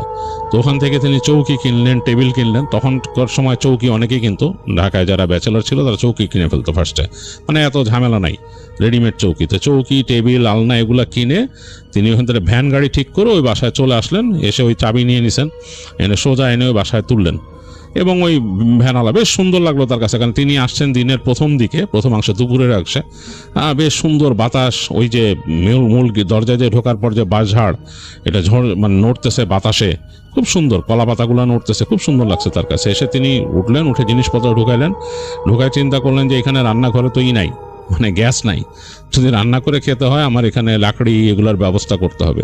তো তিনি ভ্যানওয়ালাকেই জিজ্ঞেস করতেছেন ভাই এগুলা কই পাওয়া যাবে? বলে আপনি এদিক দিয়ে গেলে, এটা তো এখনো মানে ওরকম হয় নাই, অনেক মানুষ আছে এখানে লাকড়ি টাকড়ি ডাল ডুল এগুলা বেচে, কাঠের চেলা টেলা বেচে, আপনি নিয়ে নিতে পারবেন, কালেক্ট করে নিতে পারবেন। তো সে বললো যে ভ্যানওয়ালা যে আমার একটু নিয়ে যান। তো উনি যে ওই ভ্যানওয়ালা নিয়ে আরও যত নিত্য প্রয়োজনীয় জিনিস ওনার ওই যে রান্নার জন্য লাগে এগুলাও কিনলেন, কিনে এনে রাখলেন, রেখে মোটামুটি বাসাটা প্রিপেয়ার করে তিনি চলে গেলেন মামার এখানে। তো গিয়ে তিনি মামাকে বলতেছেন যে মামা সবকিছু রেডি করে ফেলছি, আমি আজকে রাত্রেই চলে যাবো ওই বাসায়। মা বলে কি বলো তুমি, এখন বিকাল হয়ে গেছে, তুমি বাসায় চলে যাবে? তাও ওইখানে কি মানে লাইট টাইট আছে নাকি, কিভাবে কি করবা এরকম অন্ধকারে? বলে না মামা, আমি দেখছি ইলেকট্রিকের লাইন আছে, আমি বাল্ব টাল্ব কিনে লাগাই দিয়ে আসছি বাসায়, শুধু ফ্যান নাই, ফ্যানের ব্যবস্থা হয়ে যাবে, প্রতি 1-2 দিন আমি একটু কষ্ট করি, কয়েকদিন, তারপর একটা ফ্যান লাগাই নিব, অসুবিধা নেই। তো বলে মামার সাথে কথাবার্তা বলে মামা আজকে রাত্রেই যাই। তো তার মামা খুব মন খারাপ হয়ে গেল আসলে, যে বাইক না হঠাৎ করে চলে যাবে। বলে বাবা তুমি কি কষ্ট পাইছো? তো সোহরাব সাহেব বলে আরে না, কিসের কষ্ট, মানে বাসাটা পাইছি তো নতুন, মজা লাগতেছে, ভালো লাগতেছে একদম এরকম একটা বাসা। বলে এখন তুমি সন্ধ্যার পরে যাবা? বলে হ্যাঁ যাই, কোনো অসুবিধা নাই। বলে তিনি তার মামি বললো যে আমি তোমাকে খাবার দাবার দিয়ে দিই রান্না করে, তুমি খাবার নিয়ে তারপরে যাও। বললো ঠিক আছে। তো মামির বাসায় থাকলো সন্ধ্যার পথে। তো দেখা গেলো যে তার কাজিন রাতের বেলা তাকে ওই খাবার দাবার সহ তার একটা 50cc মোটরসাইকেল ছিল, ওইটাতে করে নিয়ে আসলো এই বাসা পর্যন্ত। তো ওই রাস্তা দিয়ে আসার সময় দেখতেছে আর কি সোহরাব সাহেব, যে রাস্তা দিয়ে আসার সময় দেখতেছে যে রাতে যে তারা আসতেছে আশেপাশে তেমন কিছুই নাই, ওই যে কয়টা ঘর চোখে পড়তেছে প্লটের মধ্যে যাদের ঘর আছে সেগুলোতে টিম টিম করে লাইট জ্বলতেছে, আবার 2-1টা ঘরের মধ্যে দেখলো যেখানে বিদ্যুৎও নাই, মানে মনে হইতেছে হারিকেন বা কুপির আলো জ্বলতেছে, আর পুরো ফাঁকা, গ্রামের মতো। তো সোহরাব সাহেবের একদিক দিয়ে ভালো লাগছে, সে একটা গ্রাম ফ্লেভার পেয়ে গেছে, তার কাছে এটা খুব মজা লাগতেছে। কিন্তু মাথায় টেনশন ঢুকলো যে আমি দিনের বেলা এখান থেকে চলাফেরা করবো কেমনে, মানে সকাল সকাল যদি কোনো রিক্সা ভ্যান কিছু না চলে তাহলে আমার এখান থেকে হেঁটে দূর পর্যন্ত যাওয়া লাগবে। তো সে মামাতো ভাইকে বললো যে কি করা যায়। মামাতো ভাই বললো যে আরে তুই পরে একটা সাইকেল কিনে নিস, তাইলে হলো। সাইকেল কিনে নিলে এনতে সুন্দর চলাফেরা করতে পারবি। তো তার মনে ধরলো কথাটা। তো তিনি আসলেন ওই বাসায়, এসে মামাতো ভাইরে বললেন আয় ভিতরে আয়। বলে না আমি আসবো না, কাল পরশু আসবো না, এসে তোর সাথে আড্ডা দিয়ে যাবো না। এসে বলে যা তাহলে আজকে তো আমার তাড়া আছে বলে তার মামাতো ভাই তাকে নামাই দিয়ে চলে গেল। তো সৌরভ সাহেব আসছেন রাতের বেলা, এসে মূল গেট দিয়ে ঘরের ভিতরে ঢুকছেন। অন্যরকম একটা অবস্থা, কেমন জানি অন্ধকার। এখানে কিন্তু আলো নাই কোনো। তিনি যে বাতি লাগাইছেন এটা হচ্ছে তাদের রুমের ভিতরে একটা হোল্ডার ছিল, ওখানে বাতি লাগাই আসছেন। কিন্তু এই যে ঢুকছেন পুরো জায়গাটা একেবারে ঝিঝি পোকার ডাক আসতেছে, মানে খুব কড়াভাবে ঝি ঝি ঝি ঝি ঝি শব্দ আসতেছে। তিনি অবাক হয়ে দেখলেন যে এই যে বাঁশঝাড়টা আছে, এই প্রপার্টির মধ্যে যে বাঁশঝাড় বেশ বড় না, বাট আছে, বেশ লম্বা মতো গেছে, সেগুলোর মধ্যে যে জোনাকি দৌড়াইতেছে, মানে জোনাকি একদম ঝিকমিক ঝিকমিক খেলতেছে। তো খুব ভালো লাগলো একদিক দিয়ে, এই অন্ধকারের মধ্যে একদম প্রাকৃতিক পরিবেশ তার কাছে খুব অন্যরকম লাগলো। তো সৌরভ সাহেব হেঁটে হেঁটে ঘরে গেলেন। একটু গা ছমছমও করতেছে, মানে কেউ নাই তো আশেপাশে। তিনি তাকায় বাউন্ডারি ওয়ালের, মানে তার কাত পর্যন্ত আসছে এখন তিনি যেখানে দাঁড়ায় আছেন, ওখান থেকে তাকাইলে তিনি দেখতে পারেন দূরে ওই মাঠটার তো পুরা ফাঁকা। আর দূরে ওখানে ঘর আছে কয়েকটা, সেই ঘরগুলোর মধ্যে টিম টিম করে বাতি জ্বলতেছে, মানে আলোটা তার চোখে যখন আসতেছে তখন পিট পিট পিট পিট করতেছে, মানে এতটাই দূর ওই ঘরগুলা। তো যাই হোক, দরজা খুলে ঢুকলেন। ঘরে ঢুকে তিনি ওই যে সুইচ ছিল ওরকম নব সুইচ, টপ করে বাতিটা জ্বালাইলেন। তো দেখলো যে টিস করে জ্বলে উঠছে ওই তার ফিলামেন্টের বাতি, মোটামুটি একটা আলো। তার চৌকিটা রাখা, টেবিলটা রাখা, তিনি ওই যে কিনছেন তোষক এগুলা, তো সুন্দর করে তিনি এগুলা ওই দরজা লাগায় আগে এগুলো সব বিছাইলেন। বিছায় চিন্তা করলেন যে রাত্রে ঘুমানো যাবে, জানলাটা খুলে দিলেন পিছনের। বাতাস আসতেছে, কিন্তু বাতাস আসে আবার চলে যায়, আবার একটু গরমও লাগে, কারণ গরমের সিজন তো তিনি অনেকক্ষণ ধরে ওখানে বসে রইলেন, সবকিছু বিছায় টিছায় বসে। চিন্তা করলেন যে ঘুম আসতেছে না, মানে কেমন যেন লাগছে। উনি ছুটি কিন্তু নিছেন পরের দিন সহ, দ্বিতীয় দিনও ছুটি নিছেন, আজকেতে এখানে জিনিসপত্র রাখলেন। অনেকক্ষণ বসে থেকে তার মাথায় কিউরিয়াসিটি হইলো যে ওই যে মাঠটা, ওদিকে কি হেঁটে যাওয়া যায়। তো এই চিন্তা করে তিনি বেরোলেন। ঘর থেকে বের হয়ে হেঁটে ওই ঈদে নামলেন। নেমে দেখতেছেন যে আকাশে চাঁদের আলো আছে, মোটামুটি আলোতে দেখা যায়। তো তাদের ঘরের পেছনের অংশে গেলেন, যে দেখলেন যে তাদের যে বাউন্ডারি ওয়ালটা বেশি উঁচা না, পিছনেরটা একটু নিচু আরো। তিনি কি মনে করে চিন্তা করলেন যে ওই পাশে ঘুরে যাব কি, আমি বাউন্ডারি ওয়ালটা টপকাই। সুন্দর করে বাউন্ডারি ওয়ালটা টপকা ওই পাশে নামলেন, মানে একদম মানে ওনার নিজস্ব একটা উদ্ভট চিন্তা ভাবনা আর কি। তো নেমে তিনি হাঁটা ধরলেন, ওই একটু নিচে হয়ে গেছে জায়গাটা, ওটাতে হেঁটে যাচ্ছেন সামনে। তো তারপর দেখলেন যে একটা আইলের মতো ওই জায়গায়, দুই পাশে যে ক্ষেতের মতো আছে ওই জায়গাটা আইলের উপর দিয়ে হেঁটে হেঁটে এক সময় তিনি মাঠে পৌঁছায় গেলেন। তার কাছে এত অসাধারণ লাগতেছে মাঠে পৌঁছায়, কারণ মাঠটা একদম খোলা মাঠ, মানে একদম পুরো খোলা, আশেপাশে ধুধু করতেছে কিছু নাই, দূরে বাতি দেখা যায়। মানে ওই মাঠে দাঁড়াইলে দূরে একটা রাস্তা, ওই রাস্তার বাতিগুলো দেখা যায় পিটপিট করতেছে, লাইন ধরে গেছে আর কি, মেইন রাস্তা আর কি ওইটা। আর ডান দিকে একটু দূরেই ওই যে একটা দ্বীপের মতো ওখানে গাছপালা অন্যরকম। তো তিনি একটা জায়গায় দেখলেন বেশ খানিকটা ঘাস, তিনি বসে পড়লেন, বসে চাঁদের দিকে তাকায় আছেন আকাশে। খুব সুন্দর একটা হলদেটে চাঁদ উঠছে, অন্যরকম একটা অবস্থা। তো অনেকক্ষণ ওখানে তিনি ভাবুক হয়ে গেছিলেন, এবং তখন তিনি তার আরও সুন্দর সময়ের কথা ভাবছিলেন। তিনি যখন গ্রামে ছিলেন তখন সময় কাটাইছেন, তার সব কিছু স্মৃতি ইত্যাদি ইত্যাদি। তো হঠাৎ করে তার এই ভাঙলো আর কি, তার যে এই যে ডুবে যাওয়া অবস্থাটা ভাঙলো কি একটা ডাকে। তার কাছে মনে হলো যেটা ঘোড়ার ডাক, মানে ঘোড়া যেভাবে ডাকে চিহি করে এরকম করে ঘোড়ার একটা ডাক, হালকা, বেশ জোরে না। তিনি অবাক হলেন, তাকালেন কিন্তু কোত্থেকে আসছে। তারপর তিনি বুঝলেন যে ওই যে গাছপালা জায়গা, ওই যে দ্বীপ, ওইখান থেকে কোনো একটা ঘোড়ার ডাক আসছে, মানে এতটা নির্জন দেখে ওখান থেকে শোনা যাচ্ছে। তো তিনি ভাবলেন যে এইখানে কি কেউ ঘোড়া পালে, ওই যে মালপত্র টানে অনেক সময় টাট্টু ঘোড়া টোড়া, এই কারণে হয়তো ওখানে থাকে। মনে হয় ওই জায়গায় ঘরবাড়ি আছে কোনো, এই গাছপালার জন্য দেখা যাচ্ছে না। একটু পর আবার শুনলেন তিনি, এবার একটু জোরে, এবং কেমন জানি ঘর ঘর ঘর ঘর শব্দ। তারপর তিনি খুর, এই যে ঘোড়া যে খুর মাটিতে ফেলে, এটার একটা শব্দ পেলেন। একটু অবাক হলেন যে এই জায়গায় মানে মানুষ রাতের বেলাকে ঘোড়া ছেড়ে রাখছে নাকি ঘোড়া পালে কেউ। এগুলো চিন্তা করে অনেকক্ষণ তিনি গাছপালার দিকে তাকায় আছেন। হঠাৎ তিনি দেখলেন ওই গাছপালার ফাঁক দিয়ে একটা চকচকে কালো কিছু বের হইছে, মানে এই চাঁদের আলো পড়ছে, তো চাঁদের আলো পড়ে গাটা চমকাচ্ছে, এরকম মনে হচ্ছে সিল্কি। ভালো করে খেয়াল করে দেখলেন একটা ঘোড়া বের হইছে ওদিক থেকে গাছপালার ফাঁক দিয়ে, বেশ বড় ঘোড়া, মানে ঘোড়াটার আকৃতি বিশাল, মানে অ্যারেবিয়ান হর্স টাইপের এরকম বিশাল একটা ঘোড়া। তো উনি একটু ভয় পেয়ে গেছেন, কারণ মানে উনি মানে সচরাচর এত বড় ঘোড়া দেখে অভ্যস্ত না। উনি দেখছেন হচ্ছে টাট্টু ঘোড়া, গ্রামে ওই মালপত্র টানে এরকম বড় একটা কালো মানে কুচকুচে ঘোড়া। এবং সবচেয়ে আশ্চর্য ব্যাপার, এই ঘোড়ার ঘাড়ের মধ্যে কেশর আছে। কেশর এত লম্বা, মানে এখান থেকে দেখা যাচ্ছে যে চাঁদের আলোতে যে তার এই চকচকা শরীরের উপর কেশরগুলো এরকম ঝুলে গেছে চুলের মতো, আর চোখ দুইটা জ্বলতেছে ঘোড়াটার, মানে মানে মনে হচ্ছে যে একদম মানে হলদেটে কালার জ্বলতেছে এরকম। এইটা খুবই অ্যাবনর্মাল লাগলো তার কাছে। তিনি অবাক হইলেন, তাকায় দেখতেছেন ঘোড়ার যে খুরটা এরকম উঁচা করে মাটির মধ্যে ঠাস ঠাস করে মারতেছে ঘোড়াটা, আর শব্দ করতেছে কেমন জানি, আর মনে হচ্ছে তার দিকে তাকায় আছে। তিনি অবাক হয়ে গেলেন, জানি ঘোড়া এরকম রাতের বেলা এরকম চাঁদের আলোতে চকচক করতেছে, এরকম ঘোড়া আমি কখনো এইভাবে তো চিন্তা করিনি। আর তিনি অনেক উপন্যাস পড়ছেন, উপন্যাসে বিদেশে লেখা আছে যেরকম ঘোড়া চড়ে বা কিছু, বাট এত বড় ঘোড়া তিনি দেখে নাই। ওই যে অনেক সময় দেখা যেত যে মানে কুচকাওয়াজ বা কিছু যে চলে, যে ওইরকম বড় ঘোড়া। তো কিছুক্ষণ দিন তাকায় থেকে তিনি না উঠে বসলেন, বসেছিলেন, উঠে গেলেন, উঠে যে দাঁড়ায় দেখতেছেন। তখন তিনি হঠাৎ দেখলেন ঘোড়াটা এদিকে আসা শুরু করছে, খুব দুলকি চালে ওই গাছপালার ভেতর থেকে বের হয়ে তার দিকে আসা শুরু করছে। এইটা দেখে তিনি বেশ ভয় পেয়ে গেলেন, তার হঠাৎ করে সারা শরীরের রোম দাঁড়ায় গেল কেমন জানি। তিনি দ্রুত ঘুরে ওই তার বাসার দিকে হাঁটা ধরলেন ওই আইলের উপর দিয়ে, এবং তিনি দেখছেন ঘোড়াটা একেবারে তার দিকে আসতেছে, তিনি যে হেঁটে যাচ্ছেন ওদিকে আসতেছে। এই পর্যায়ে তিনি ভয় পেয়ে দৌড় দিলেন ওখান থেকে। তো সোরাব সাহেব দৌড়াচ্ছেন, ওই আইলের উপর দিয়ে দৌড়াচ্ছেন, আর তিনি হঠাৎ করে পিছন ফিরে তাকাচ্ছেন। পিছন ফিরে তাকায় দেখেন যে ঘোড়াটা দৌড়াচ্ছে না, বেশ দুলকি চালে একটু দ্রুত আসতেছে। তিনি দৌড়াইতে দৌড়াইতে তার যে বাউন্ডারি ওয়াল ওটার কাছে চলে আসছেন, লাফ দিয়ে বাউন্ডারি ওয়াল দুই হাত দিয়ে ধরে পা উঠায় তিনি ওই পাশে পড়লেন, ধাপ করে পড়লেন। পড়ে বাউন্ডারি পাশ থেকে দেখতেছেন ঘোড়াটা দৌড়ায় তার বাসার দিকে আসতেছে, মানে মোটামুটি একটু ছোটার মতো অবস্থা। তো তিনি ভয়ে দৌড়াইতে দৌড়াইতে তার ঘরে ঢুকে গেলেন। ঘরে ঢুকে তিনি দরজা লাগাই দিলেন, মানে একদম ছিটকিনি তুলে দিলেন। ঘরের মধ্যে বাতি জ্বলতেছে, মানে তিনি তো লাইট বাল্ব জ্বালাই গেছিলেন, সেই লাইট জ্বলতেছে।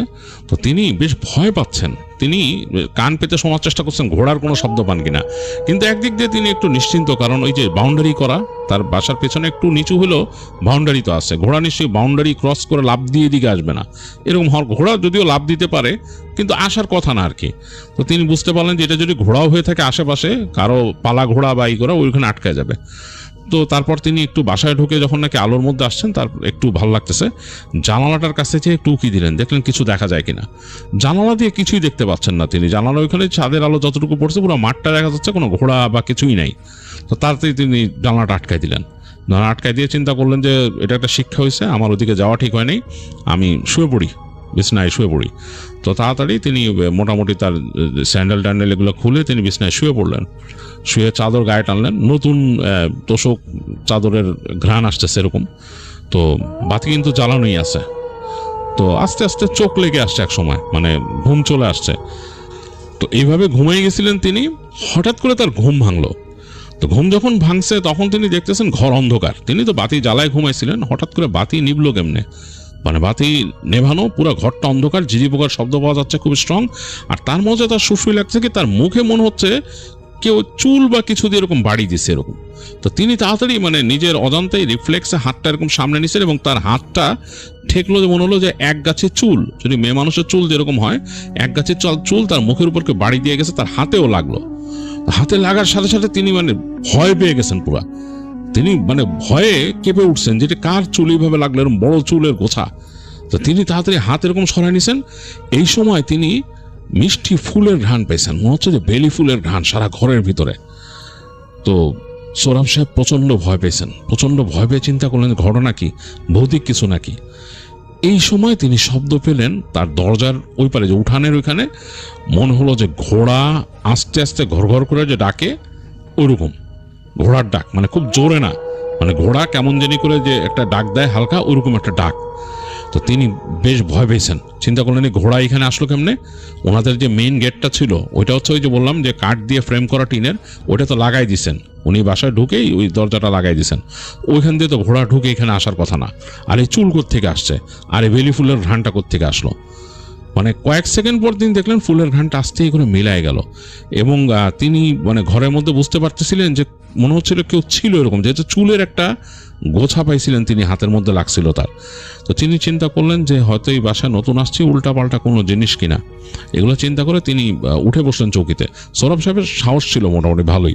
তিনি উঠে বসে আবছা আলো আধারিতে বোঝার চেষ্টা করতেছেন যে তাদের দরজাটা কোন দিকে ঘরের। তো বুঝে ফেললেন যে ঘরের দরজাতে এইদিকে, এবং ওই যে জানলা যে লাগাইছেন জানালার নিচ দিয়ে হালকা আলো আসতেছে, মানে বাইরের আলো, কারণ তখন তো পর্দা লাগাইতে পারেন নাই, উনি তো নতুন আসছেন। আস্তে করে উঠে হেঁটে হেঁটে দরজার দিকে গেলেন, এবং সামনের যে জানালাটা আছে দরজার পাশে, ওইটা নিচ দিয়ে হালকা হালকা আলো আসতেছে। উনি ওই ফাঁকার মধ্যে চোখ রেখে দেখার চেষ্টা করলেন উঠানটা। তো অ্যাকচুয়ালিতে ফাঁকা ছিল, ওইখান দিয়ে তিনি দেখতে পারলেন তার উঠানটা। উঠানের দিকে তাকায় তার শরীর পুরো হিম হয়ে গেল, কারণ তিনি দেখতেছেন তার যে বাসার সামনে যে দরজা দিয়ে নেমে সিঁড়ি কয়েকটা, তার থেকে একটু সামনে, মানে তার যে রান্নাঘরটা আর তার যে ওই যে কল পাটটা, তার এই পাশে একটা কালো কুচকুচে এরকম বড় ঘোড়া দাঁড়ায় আছে, এরকম কেশর সেটার, এবং গায়ের কালার এত চকচকে, চাঁদের আলোতে চকচক চকচক করতেছে তার কেশর, মানে গায়ের রংটা, মানে গায়ের স্কিন আর চুলগুলো এরকম ঝুলে আছে বড়। এত বড় কেশর কোনো ঘোড়ার তিনি দেখেন নাই এর আগে। ওই রূপকথার বইতে হয়তো দেখছেন তিনি, কিন্তু এইভাবে দেখেন নাই আর কি। এরকম বড় বড় কেশর ঝুলে আছে এবং কালচে কেশর, এটার মধ্যে কোনো নাই, মানে তার যে চকচকের মধ্যে একটা ম্যাট টাইপের কালারের কেশর, উপর দিকে চকচকা, নিচে ম্যাট টাইপের হয়ে গেছে কালারগুলা, কিন্তু চুলগুলা কিন্তু অনেকটা দেখে মনে হচ্ছে কেশরগুলো যে একটা মেয়ে মানুষের চুল যেরকম হয় বড় সেরকম। তো তিনি কেঁপে উঠছেন, ভয়ে কাঁপছেন, কারণ ঘোড়াটার চোখ দুইটা হোল যেটা জ্বলতেছে এবং তাকায় আছে তার জানলার দিকে। তিনি খুব ভয় পেয়েছেন, 2 পা পিছায় আসছেন। পিছায় এসে তিনি নিজে নিজে দোয়া পড়তে পড়তে আস্তে করে বিছানায় চলে গেলেন, গিয়ে তাড়াতাড়ি শুয়ে পড়লেন। শুয়ে পড়ে ওই যে চাদর নিয়েছিলেন, এই গরমের মধ্যেও তিনি চাদর নিয়ে শুয়েছিলেন, চাদর দিয়ে নিজেকে পেঁচায় তিনি দোয়া পড়তে থাকলেন, মানে যতটুকু যা পারতেন আর কি, দোয়া যা পারতেন। পড়তে পড়তে একসময় তিনি আবার ঘুমায় গেছেন। তো ঘুমায় গেছেন, দিনের বেলা ঘুম ভাঙছে, সকালবেলা তখন রোদ উঠছে, বেশ গরম, এই জন্যই ঘুম ভাঙছে। চাদরটা রেখে তিনি উঠে বসলেন। উঠে বসে চিন্তা করতেছেন যে কি হয়েছে। রাতের ব্যাপারগুলো খুব সিলি মনে হইতেছে এখন, কারণ দিনের বেলা এই রুমটার মধ্যে আলো ঢুকতেছে জানলার ফাঁক ফোকর দিয়ে, বেশ সিলি মনে হইতেছে যে রাত্রে কি দেখছেন বা কিছু। তা মনে হলো যে আজকেও তো আমার ছুটি, তো কি করব, মামার বাসায় যাই, পরিচিত তো শুধু মামাই। তো তিনি আস্তে করে ঘর থেকে বেরোলেন। বেরোয় দেখলেন, আসলে চিন্তা করলেন যে না, এখানে নাস্তা টাস্তা এখন আর বানানো এগুলো তো সম্ভব না, আর ওইরকম কিছু কিনেও আনেন নাই। তিনি চিন্তা করছেন হোটেলে যা নাস্তা করবো, দেখি বেরোই। তো তিনি ঘর থেকে বেরোয় তালা মারলেন ঘরটা, আর সামনে তাকায় দেখলেন যে তার যে উঠানের মধ্যে, মাটির উঠান তো, ওখানে কোনো ঘোড়ার খুরের ছাপ পান নাকি, কারণ ঘোড়াটা বেশ বড় ভারী, এবং মাটিতে যদি এরকম জোরে হেঁটে থাকে বা এরকম খুর ফেলে কোনো দাগ পাইতেই পারেন। তিনি তাকায় তাকায় যাচ্ছেন, মাটিতে কোনো দাগ নাই, পুরা দরজা বন্ধ, এবং দরজা তিনি যেভাবে বন্ধ করে গেছিলেন সেইভাবে বন্ধ, ওই যে টিনের দরজা যেটা। তো ওইটা খুলে তিনি আবার বেরোলেন। বেরোয় আবার উপরে ওই যে একটা এরকম বাঁকানো হুক ছিল, ওটা লাগাই দিলেন। লাগাই দিয়ে তিনি হেঁটে রাস্তায় উঠলেন। উঠে দেখতেছেন যে রোদ পড়ছে, রাস্তা খুব সুন্দর, চারিপাশে ঝকমক করতেছে, গাছপালা, খুব সুন্দর পরিবেশ। যাই হোক, তিনি ওই রাস্তাতে কোনো যানবাহন পাইলেন না, হাঁটতে হাঁটতে হাঁটতে হাঁটতে হাঁটতে অনেক দূর চলে গেলেন। এক জায়গায় এসে দেখলেন যে হ্যাঁ, এই জায়গায় কিছু দোকানপাট আছে। তো ওইখান থেকে তিনি দেখলেন যে কিছু রিক্সা চলাচল করতেছে। তো একটা রিক্সা নিয়ে তিনি চলে গেলেন সামনে বাজারের ওখানে একটা হোটেলে থামলেন, ওখানে নাস্তা করে তারপর সেখান থেকে তিনি চলে গেলেন মামার বাসায়। তো মামার বাসায় গিয়ে পেলেন মামাতো ভাইকে ফার্স্টে, রানাকে, এবং তাকে বললেন যে রানা, আমি যে উঠছি, বাসা তো চমৎকার, বাট একটা সমস্যা আছে। তো বলে কি? বলে যে এরকম এরকম ঘটনা কালকে এরকম এরকম ঘটছে। তো তার মামাতো ভাই খুব ইন্টারেস্ট ফিল করলো, বললো আরে আসলেই তো মানে বেশ ইন্টারেস্টিং, এরকম মানে তুই ঘোড়া দেখলি ওইখানে? যে হ্যাঁ, এরকম ঘোড়া দেখছি, অন্যরকম, আর রাত্রেবেলা এরকম চুল বাড়ি দিয়েছে। তো মামাতো ভাই খুব মজা করলো, তার সাথে 2-একটা জোক টোক করলো, করে বললো তোর বাসায় যা থাকা লাগে, তার আজকে রাতটাই থাকবো তোর সাথে, দেখি কি অবস্থা। তিনি বললেন আচ্ছা ঠিক আছে, চলিস, আজকে রাতটা চলিস। তো উনি ওই দিন মামার বাড়িতেই সময় পার করলেন, ওখানে মামাতো ভাইয়ের সাথে আড্ডা দিয়ে একটু বাইরে বুড়ে গেলেন। সেখান থেকে আসলেন, এসে দুপুরে খাওয়া দাওয়া করলেন, করে সন্ধ্যার পর মামাতো ভাই সহ তিনি রওনা দিলেন। তিনি মামাতো ভাইরে বললেন যে চল আমার বাসায় থাকবি না? আচ্ছা। বলতে তিনি আবার মামাতো ভাইয়ের উপর রিলাই করতে পারেন না, কারণ মামাতো ভাই একটু ভাবুক টাইপের, হ্যাঁ, মানে সে একটা কথা বলে ওইটা আবার সে ডিসিশন ওই থাকে না আর কি, এরকম। তো এই জন্য খুব একটা রিলাই করতে পারে না। তো মামাতো ভাই তারপর বলছে আচ্ছা চল। তাই দুইজনে মিলে আসতেছে, মামাতো ভাইয়ের সেই মোটর সাইকেলে করে তারা আসলেন। ওরকম রাস্তা দেখা গেছে রাতের বেলা নির্জন, 50cc মোটরসাইকেলের হেডলাইটের আলো টিম টিম করে পড়তেছে রাস্তায়, কারণ লাইটের উপরে কালো কালার দিয়ে রং করা, হাই বিম অন করা যায় না, মানে ওইটা লো বিম হয়ে থাকে ওই কালো রঙের জন্য। তো মানে খুব একটা আলো হচ্ছে না। তো মামাতো ভাই বলতেছে হেভি অ্যাডভেঞ্চার লাগতেছে রে, তোর বাসায় আজকে হেভি লাগবে থাকতে। যাই হোক, দুইজনে চলে আসলো একসময় বাসায়, এসে তারা ঢুকলো বাসায়, ওই টিনের দরজা দিয়ে মোটরসাইকেল ঢুকায় ওই যে বাঁশঝাড়ের পাশে পার্ক করে রাখলো বাইক, তারপরে ঢুকে গেল বাসার ভিতরে। তো যে ঘরটার খুলে লাইট জ্বালাইছে ঘরের মধ্যে এবং দুইজন গল্প করতেছে। বসার জন্য এক জোড়া মোড়া কিনছিলেন সৌরভ সাহেব, তো ওই মোড়াগুলো বের করে নিয়ে আসলেন, এসে উঠানের মধ্যে রাখলেন, রেখে তার যে রান্নাঘর সেইখানে ফার্স্ট ঢুকলেন, ঢুকে চিন্তা করলেন যে এই আগুন জ্বালাবো কি অবস্থা। তো যাই হোক, সে আর তার মামাতো ভাই মিলে বেশ আয়োজন করে ওইখানে লাকড়ি দিয়ে আগুন জ্বালেলো চুলাতে, মানে এটা উদ্বোধন করবে। তো বেশ জ্বলে উঠছে রান্নাঘরের মধ্যে একটা মানে খুব সুন্দর মানে চুলার আগুনের লালচে আভা চারিপাশে, এরকম একটা অবস্থা। তো বেশ ভালো লাগতেছে তাদের কাছে, কাঠপোড়া গন্ধ, কেমন একটা লাকড়ি পোড়া গন্ধ আর কি, অন্যরকম। তো বলতেছে যে কি রান্না করবি, তার মামাতো ভাই জিজ্ঞেস করতেছে কি রান্না করবি, এই চুলাতে আজকে ওপেন করলি। বলে যে ই কিনছিলাম, চাল ডাল কিনছিলাম, ওই যে খিচুড়ি রান্না করে ফেলি, আর তো কিছু করার নাই রে। বলে আচ্ছা খিচুড়ি চড়া। তো যাই হোক, আমি তোরে সাহায্য করবো, তার মামাতো ভাই বলছে। তো দুইজনে মিলেই রান্না বাড়ি করলো, এখানে খিচুড়ি রান্না করলো। খিচুড়ি খেলো, খিচুড়ি খাওয়ার পর তাদের এই চুলা মোটামুটি নিভু করে এখানে যাতে আগুন আর না ছড়ায় পানি ঢেলে দিল ওই জায়গায় চুলার এখানে, দিয়ে তারা বসে গল্প করতেছে মোড়ার এখানে। মামাতো ভাই বলতেছে যাবি নাকি ওই মাঠে? বলে চল মাঠে যাই। তো দুইজনে মিলে আজকে খুব মজা পাচ্ছে, সৌরভ সাহেব খুব মজা পাচ্ছে আজকে। তো যে ওই দেয়াল টপকায় মামাতো ভাই আর সে দুইজনে মিলে চলে গেল ওইখানে, যে ওই মাঠে বসে অনেকক্ষণ গল্প করলো। ওই দিন সুন্দর ফুরফুরে বাতাস, দুইজনের বিভিন্ন গল্প গুজব, তাদের নিজের জীবনের কথা, এই সেই মামাতো ভাইয়ের কথা, তার কথা, দুইজনে সবাই গল্প গুজব করে দুইজনে অনেকক্ষণ বসে থাকলো। কোনো ঘোড়া বা কিচ্ছু এগুলো দেখে নাই। তো দুইজনে চলে আসছে ওখানে বাসায়, আবার এসে ওই দেয়াল টপকায় ঢুকছে, মানে তখন বুঝছে যে এখন একটু পর ঘুমাইতে হবে। তো বাসায় যখন চলে আসে, আসার পর তখন ইসে বলতে সৌরভ সাহেব বলতেছে তার মামাতো ভাই রানাকে যে তুই এখানে বয়, আমি একটু রেস্টরুম থেকে আসি। বলো আচ্ছা, রেস্টরুম ওকে প্রথম উদ্বোধন করবি? আরে এখানে এরকম যাওয়া হয় নাই, দেখি না কি অবস্থা। আচ্ছা ঠিক আছে যা। তো তার মামাতো ভাই ওখানে মোড়া নিয়ে এসে বসে আছে বাইরে, ওই যে তাদের যে কিচেন যে ওখানে বসে আছে, সে তাকায় আছে আকাশের চাঁদের দিকে, সুন্দর লাগতেছে রানার। তো সৌরভ সাহেব চলে গেছে বাথরুমে। তো সৌরভ সাহেব বাথরুমে গেছে, সে বাথরুমে যখন বসেছিল অনেকক্ষণ পর সে নাকি বাথরুম থেকে শব্দ পাইছিল, মনে হয় যে মানে রানা উত্তপ্ত ভাবে কথা বলতেছে, মানে জোরে জোরে কার সাথে কথা। তিনি বলছে কার সাথে রানা এইভাবে কথা বলে, রাগ করে করে। তিনি চিন্তা করলেন যে আমি আচ্ছা বেরোইতে কি ব্যাপার, রানা কার সাথে এইভাবে করে কথা বলে।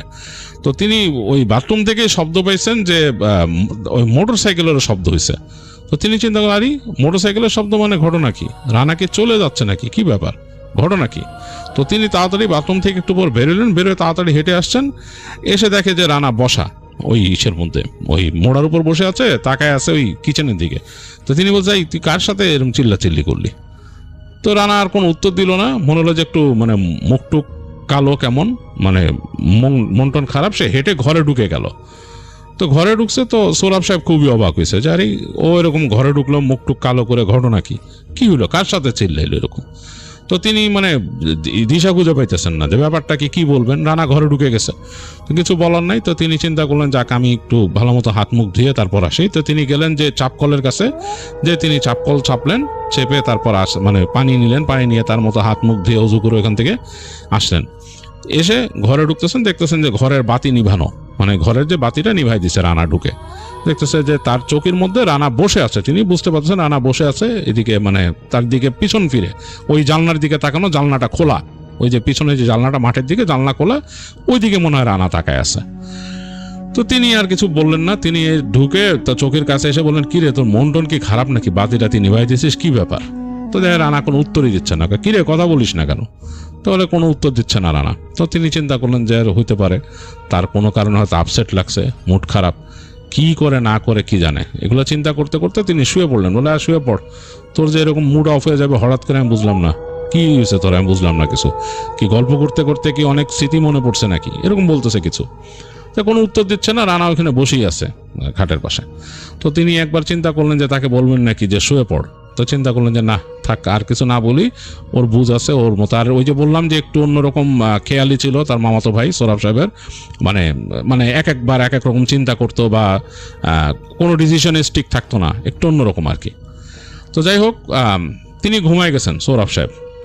হঠাৎ তার ঘুম ভাঙছে, তিনি মানে ঘুমের মধ্যে বুঝতে পারছেন তিনি নিঃশ্বাস নিতে পারতেছেন না। তিনি ফট করে তার চোখ খুলছে, খুলে দেখতেছেন তার উপরে কেউ চেপে আছে, তাকে চেপে ধরছে গলার দিকে, তার মানে গলা চেপে ধরছে এবং একটা মানে অবয়ব মানুষের মতো। তো তিনি বুঝতে পারছেন, তিনি ভাবতেছেন রানা কিনা। তো তিনি মানে বলার কি রে কি ব্যাপার মানে বলার চেষ্টা করছেন এবং তিনি প্রাণপণ ছোটার চেষ্টা করতেছেন, কোনো কাজ হচ্ছে না। মনে হচ্ছে যে তাকে চেপে ধরছে প্রচন্ড শক্তি, এবং তিনি ভাবতেছেন যে তার মামাতো ভাই চেপে ধরছে। অবাক হয়ে গেছেন তিনি যে তাকে এইভাবে করে চেপে ধরবে কেন, গলা চেপে ধরবে কেন। তো তিনি অনেকভাবে চেষ্টা করতেছেন, মানে শরীর নাড়ায় পারতেছেন না, ই করতে পারতেছেন না। তো তিনি বুঝতে পারলেন এক পর্যায়ে তাকে মনে হয় বোবা ধরছে, মানে স্লিপ প্যারালিসিস, কারণ তার মামাতো ভাই এরকম হবে। কিন্তু তিনি কিন্তু একদম বুঝতে পারতেছেন যে আলো আধারির মধ্যে একটা অবয়ব এরকম চেপে ধরছে তাকে, এবং সে একটা কেমন গন্ধ পাওয়া শুরু করলো এটার থেকে, বাজে একটা স্মেল। তো তিনি ওই অবস্থায় তিনি দোয়া পড়া শুরু করলেন মনে মনে, মুখ দিয়ে কোনো শব্দই বের করতে পারতেছেন না। সৌরভ সাহেব শব্দই বের করতে, তিনি কিন্তু ঘরের সব কিছু ফিল করতেছেন, মানে এই যে ঝিঝি পোকার ডাক বা ঘরের যে অ্যাম্বিয়েন্স সব ফিল করতেছেন। মানে তিনি কিন্তু ঘুমে না, একদম জাগ্রত, এবং তিনি একদম একটা ফিগার বুঝতে পারতেছেন তাকে উঠে চেপে ধরছে এরকম। তিনি মনে মনে দোয়া পড়ার চেষ্টা করলেন, অনেকক্ষণ করতে করতে একটা সূরা মনে পড়লো, এই সূরাটা তিনি পড়তেছেন মনে মনে, এবং তার মুখ বাঁকায় যাচ্ছে, মুখ দিয়ে শব্দ করতে পারতেছেন না। এক পর্যায়ে তিনি সূরাটা শেষ করলেন, মনে হলো তাকে একদম ধাক্কা দিয়ে, মানে তাকে একদম ধাক্কা দিয়েছেন, তিনি ফিল করছেন ধাক্কা দিয়ে কেউ সরে গেছে ওইখানে। তিনি লাফ দিয়ে উঠে ওই সূরাটা বারবার পড়তেছেন, বারবার পড়া শুরু করলেন। তিনি বারবার পড়তে পড়তে পড়তে উঠে তিনি দৌড় দিলেন তার যে সুইচ বোর্ডের দিকে। সুইচ বোর্ডে যে তিনি 2-3টা সুইচ ছিল একসাথে ঠাস ঠাস ঠাস করে জ্বালালেন, লাইটটা জ্বলে উঠলো ঘরে। লাইট জ্বলে ওঠার পর তিনি দেখতেছেন তার বিছানাতে কেউ নাই, মানে তার যে খাট এটা খালি, তিনি একা শুয়েছিলেন, ঘরের মধ্যে কেউ নাই, ঘর খা খা করতেছে। তো তিনি মানে হতবাক হয়ে গেছেন, তিনি জানেন রানাই ঘরে আছে, তার কাজিন। তিনি তাকাইলেন দরজার দিকে, দরজার যে ছিটকিনি তোলা, মানে দরজা কিন্তু খুলে নাই কেউ। তিনি তো স্পষ্ট দেখছেন ঘুমানোর সময় রানাই ঘরে ছিল, তাহলে রানা কই গেল? মানে এই ছিটকানি না খুলে তো রানা বেরোতে পারবে না এখান থেকে, কেমনি কি? তিনি চিন্তা করছেন এবং ভয় পেতেছেন খুব, এবং ডানে বামে তাকাচ্ছেন, ভয় পাচ্ছেন তিনি হঠাৎ করে শব্দ পেলেন তার ঘরের পিছনে ঘোড়ার একটা খুব তীক্ষ্ণ ডাক, মানে ওই যে মানে চি করে এরকম ডাক দিয়েছে এরকম ঘোড়ার। তো অনেক ভয় পেয়ে গেছেন সৌরভ সাহেব, আসলে ভয়ে তিনি কুকড়ায় গেছেন, কিছু করার নাই। তো তিনি তাড়াতাড়ি ওই যে খাটে যে শুয়ে একইভাবে ওই চাদর মুড়ি দিয়ে ওনার তোষকও এক পাশে তুলে তার গায়ের উপর তুলে তিনি জোরে জোরে সূরা পড়তেছেন। তার কাছে মনে হলো যে তার বাসার পিছন দিয়ে ওই মানে ঘোড়ার খুরের মতো শব্দ হইলো, অনেকবার ঘোড়ার খুরের মতো শব্দ হইলো, এদিক দিয়ে গেল ওদিক দিয়ে গেল, মানে অন্যরকম একটা অবস্থা। এবং মানে তিনি জোরে জোরে সূরা পড়তেছেন। এক পর্যায়ে তার মনে হলো তার বাসার যে মেন দরজাটা, মানে তার যে ঘরের দরজাটা, ওটার মধ্যে ত্রিম করে কেউ ধাক্কা দিল, 2 হাত দিয়ে জোরে যে ধাক্কা দিল, ত্রিম করে ধাক্কা দিল, মানে পারলে ভেঙে ফেলতো এরকম। তো যাই হোক, উনি ওইভাবেই দোয়া পড়তেছিল, তার আর কিছু মনে নাই। সূরা পড়তে পড়তে এক সময় তিনি মনে সেন্সলেসই হয়ে গেছেন, যেটা তিনি হয়তো ঘুমায় গেছেন বা সেন্সলেস হয়ে গেছেন এটা তিনি শিওর না, বাট মনে হয় সেন্সলেসই হয়ে গেছিলেন, কারণ এই কন্টিনিউয়াস এই শব্দ আর এই যে হঠাৎ করে দরজার আশপাশে শব্দ ধাক্কা মারা এটা চলতেই ছিল। তো তার যখন ঘুম ভাঙছে, সেন্স ফিরছে, তখন দিনের বেলা, তখন মানে অলরেডি আলো ফুটতেছে। তো তিনি উঠে তাড়াতাড়ি লাফ দিয়ে উঠছেন বিছানা থেকে, এবং বেশ গরম, ঘরের মধ্যে বেশ গরম। উঠে তিনি তাড়াতাড়ি দ্রুত, তিনি ওই যে গেঞ্জি পরে ঘুমাইছিলেন শার্টটা পরে ফেললেন, তার প্যান্ট পরে ফেললেন, ফেলে তিনি দ্রুত দরজার দিকে গেলেন, দরজা খুললেন, দরজা খুলে বেরোলেন সামনে। বেরোয় দেখতেছেন যে বেশ বাতাস, এই গরম পরিবেশটা নাই, এবং বাইরে তো কোনো কিছুরই মানে নাই, চিহ্ন নাই। তিনি দৌড় দিলেন বাজারের ওখানে তার কাজিনের মোটরসাইকেলটার দিকে। দৌড় দিয়ে যে দেখেন ওখানে মোটরসাইকেলও নাই, এবং ওই যে টিনের দরজাটা খোলা একটা পাট। তো তিনি অবাক হলেন, ও কখন বের হয়ে গেল, আর উনি বেরোলো কেমনে? ও দরজা তো লাগানো ছিল, এই লাগানো দরজা খুলে ও বেরিয়েছে কেমনে? তার মাথায় এটা কাজই করতেছে না। তো তিনি তাড়াতাড়ি আবার ঘরে গিয়ে তার যে মানি ব্যাগ বা ইত্যাদি ছিল ওগুলো নিয়ে দরজাটা তালা দিয়ে তিনি বের হয়ে গেলেন। বের হয়ে ওই রাস্তা দিয়ে হাঁটতেছেন, হাঁটতে ওই যে অনেক, ওখানে তো কিছু নাই, রিক্সা কিছু পায় না অনেক দূর। হাঁটতে এক জায়গায় আসলেন, ওই যেখানে দোকানপাট 2-1টা আছে, ওখানে এসেও রিক্সা পেলেন না। আরও হাঁটতে সামনে গিয়ে তিনি ওখানে একটা রিক্সা পাইছেন, রিক্সায় উঠছেন, উঠে রিক্সা নিয়ে আসলো তাকে মামার বাড়ি। তো মামার বাসায় এসে, ওইটা তো একটা কোয়ার্টার ছিল আর কি, ওখানে ঢুকে তিনি এসে দেখেন মামার বাসার নিচে তার কাজিনের সেই 50cc মোটরসাইকেল রাখা।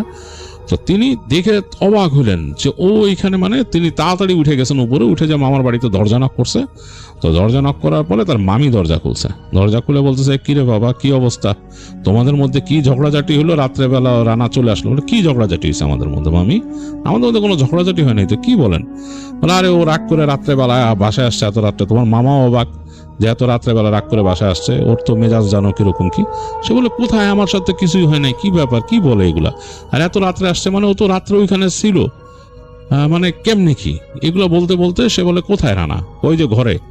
তো সাথে সাথে সোহরাব সাহেব গেলেন, যে নক করলেন, তো দেখলো যে রানা দরজা খুলছে। খুলে বলে, কিরে? বলে, কিরে মানে তুই কবে, কখন চলে আসছিস? তো তিনি বলছে, কখন চলে আসবো মানে? তুই আমার উল্টা পাল্টা কথা বলবি, আবার তুই আমার কবি যে গেলে জাগা। তো সেটা আমি তো বললাম, আমি তোরে কখন বললাম? তাহলে আমি তুই কখন বললাম? তুই আমার বাথরুম থেকে এসে কইছিস না তুই কথা, তুই কি সব ভুলে যাস, মানে এরকম বলতেছে।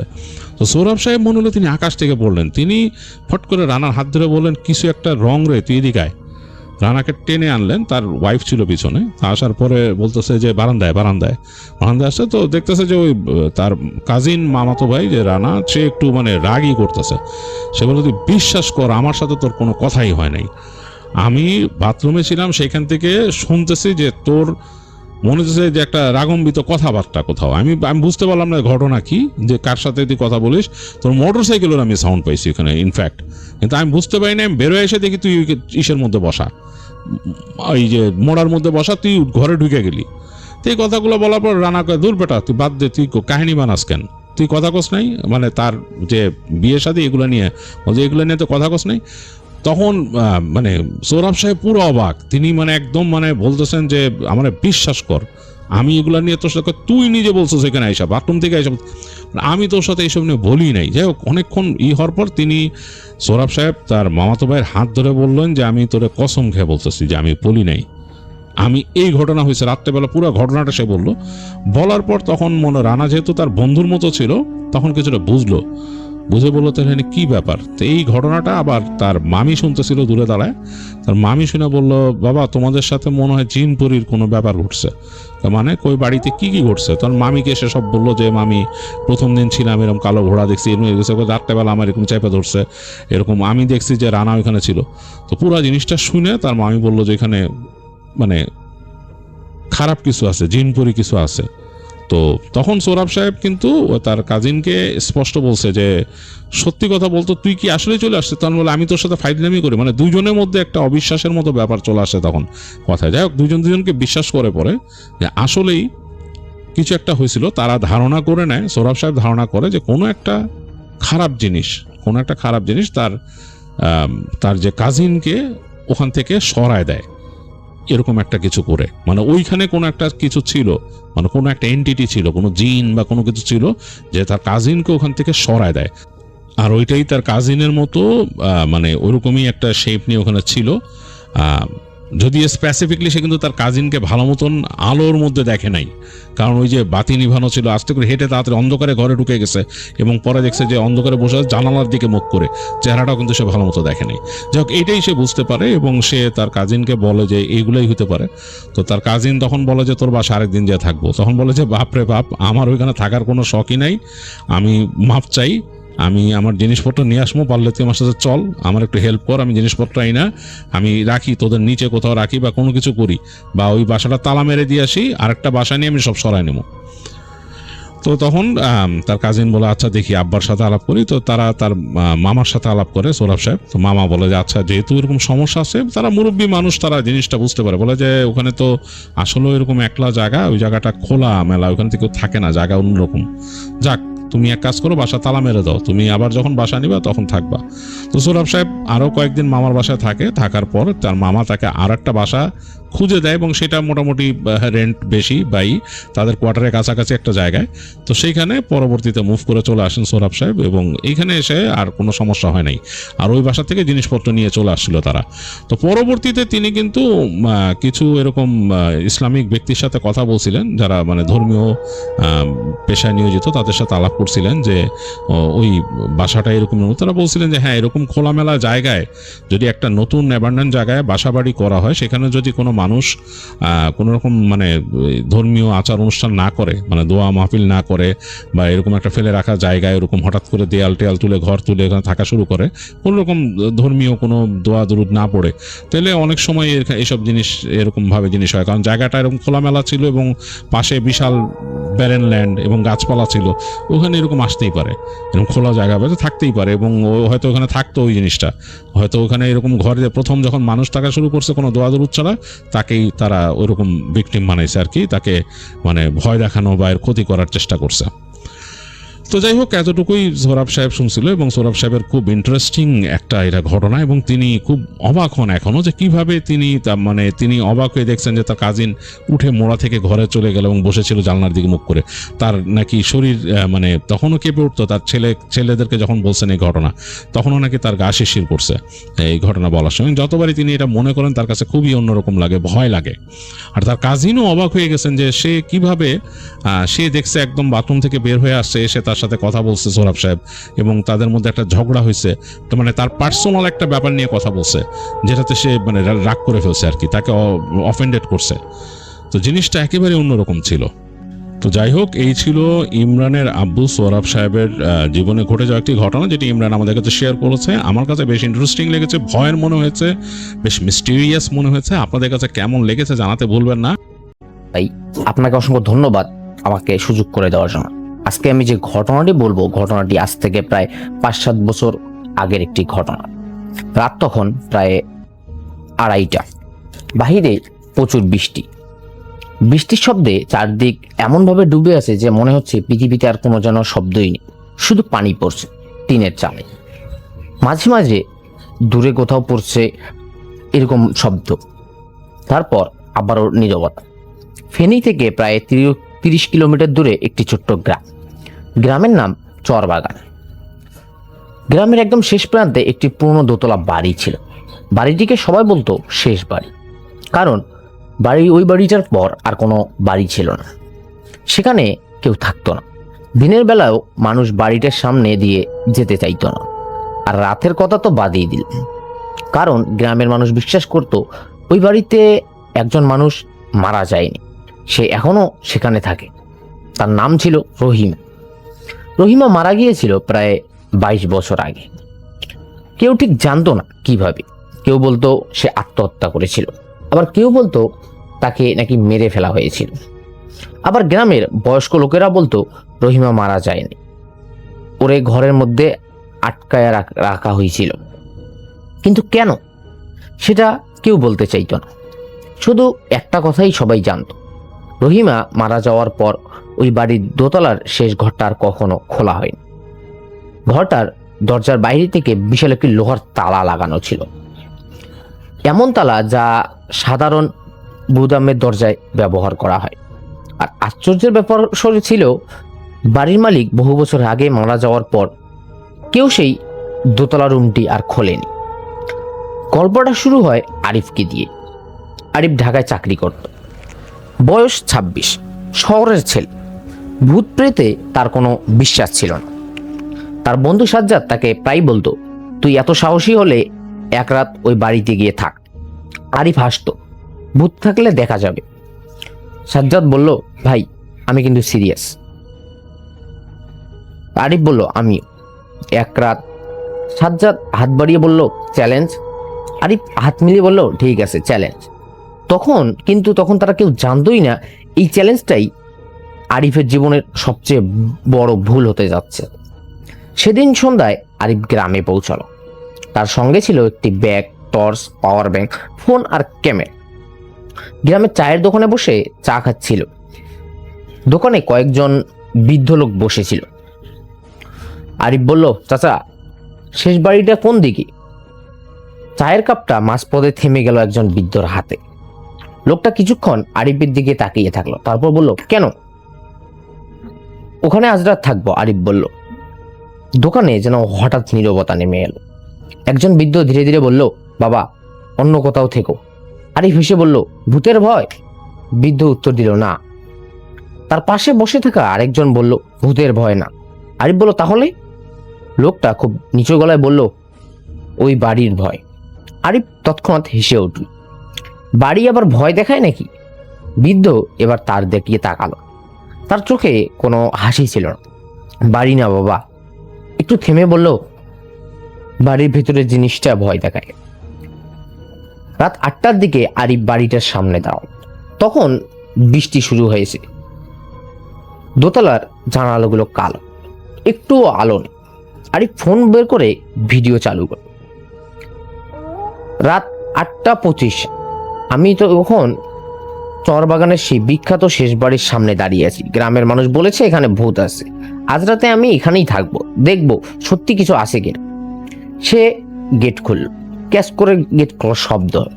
গেটের শব্দটা অস্বাভাবিকভাবে লম্বা হয়ে চারদিকে যেন ছড়িয়ে পড়ে। বাড়ির দরজায় হাত দিতে ঠক করে দরজা কেন জানি না নিচ থেকেই খুলে গেল।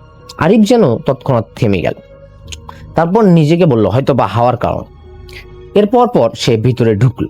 ঘরের ভিতরে ভয়ানক গন্ধ, পুরনো কাঠ, ছেঁচড়ে দেয়াল আর একটা অদ্ভুত গন্ধ যেটাকে আরিফ চিনতে পারল। সে টর্চ জ্বালালো। দেয়ালে পুরনো ছবি। একটা ছবিতে একটা পরিবার, একজন পুরুষ, একজন মহিলা আর একটা ছোট্ট মেয়ে। আর ছবিটার নিচে লেখা 1998। আরিফ ছবিটার দিকে তাকিয়ে থাকলো। তারপর হঠাৎ তার মনে হলো ছবির মেয়েটা যেন তার দিকেই তাকিয়ে আছে। সে চোখ মুছে আবারও তাকাল। না, স্বাভাবিক, মাথা কাজ করছে না, সে নিজেকে বলল। রাত 10টার দিকে আরিফ নিচতলার একটি ঘরে বসেছিল। বাইরে বৃষ্টি বেড়েছে। সে ফোনে ভিডিও করছিল। হঠাৎ টুপ করে উপর থেকে পানি পড়ার শব্দ আসলো। আরিফ সঙ্গে সঙ্গে মাথা তুলল, ছাদের দিকে তাকালো। টুপ করে আবারও সে শব্দ হল। সে এবার উঠে দাঁড়ালো। সে টর্চ জ্বালিয়ে দেখলো ছাদ শুকনো, কিন্তু মেঝেতে পানি পড়ছে। সে হাত দিয়ে ছুঁয়ে দেখলো ঠান্ডা বরফের মতো। তারপর সে টর্চ উপরে ধরলো। আর ঠিক তখনই দোতলা থেকে একটা শব্দ ভেসে এলো, ঠক করে। তারপর আবারও কেউ যেন দরজায় টোকা দিচ্ছে। আরিফ স্থির হয়ে দাঁড়িয়ে রইল। কয়েক সেকেন্ড পর শব্দটা বন্ধ হয়ে গেল। সে হাসলো। সে মনে করলো হয়তো বা ইঁদুর, কিন্তু তার হাসিটা নিজের কাছেই যেন অস্বাভাবিক লাগলো। রাত 11টার দিকে আরিফ দোতলায় উঠল। সিঁড়ির প্রতিটা ধাপে ধুলো জমে আসে।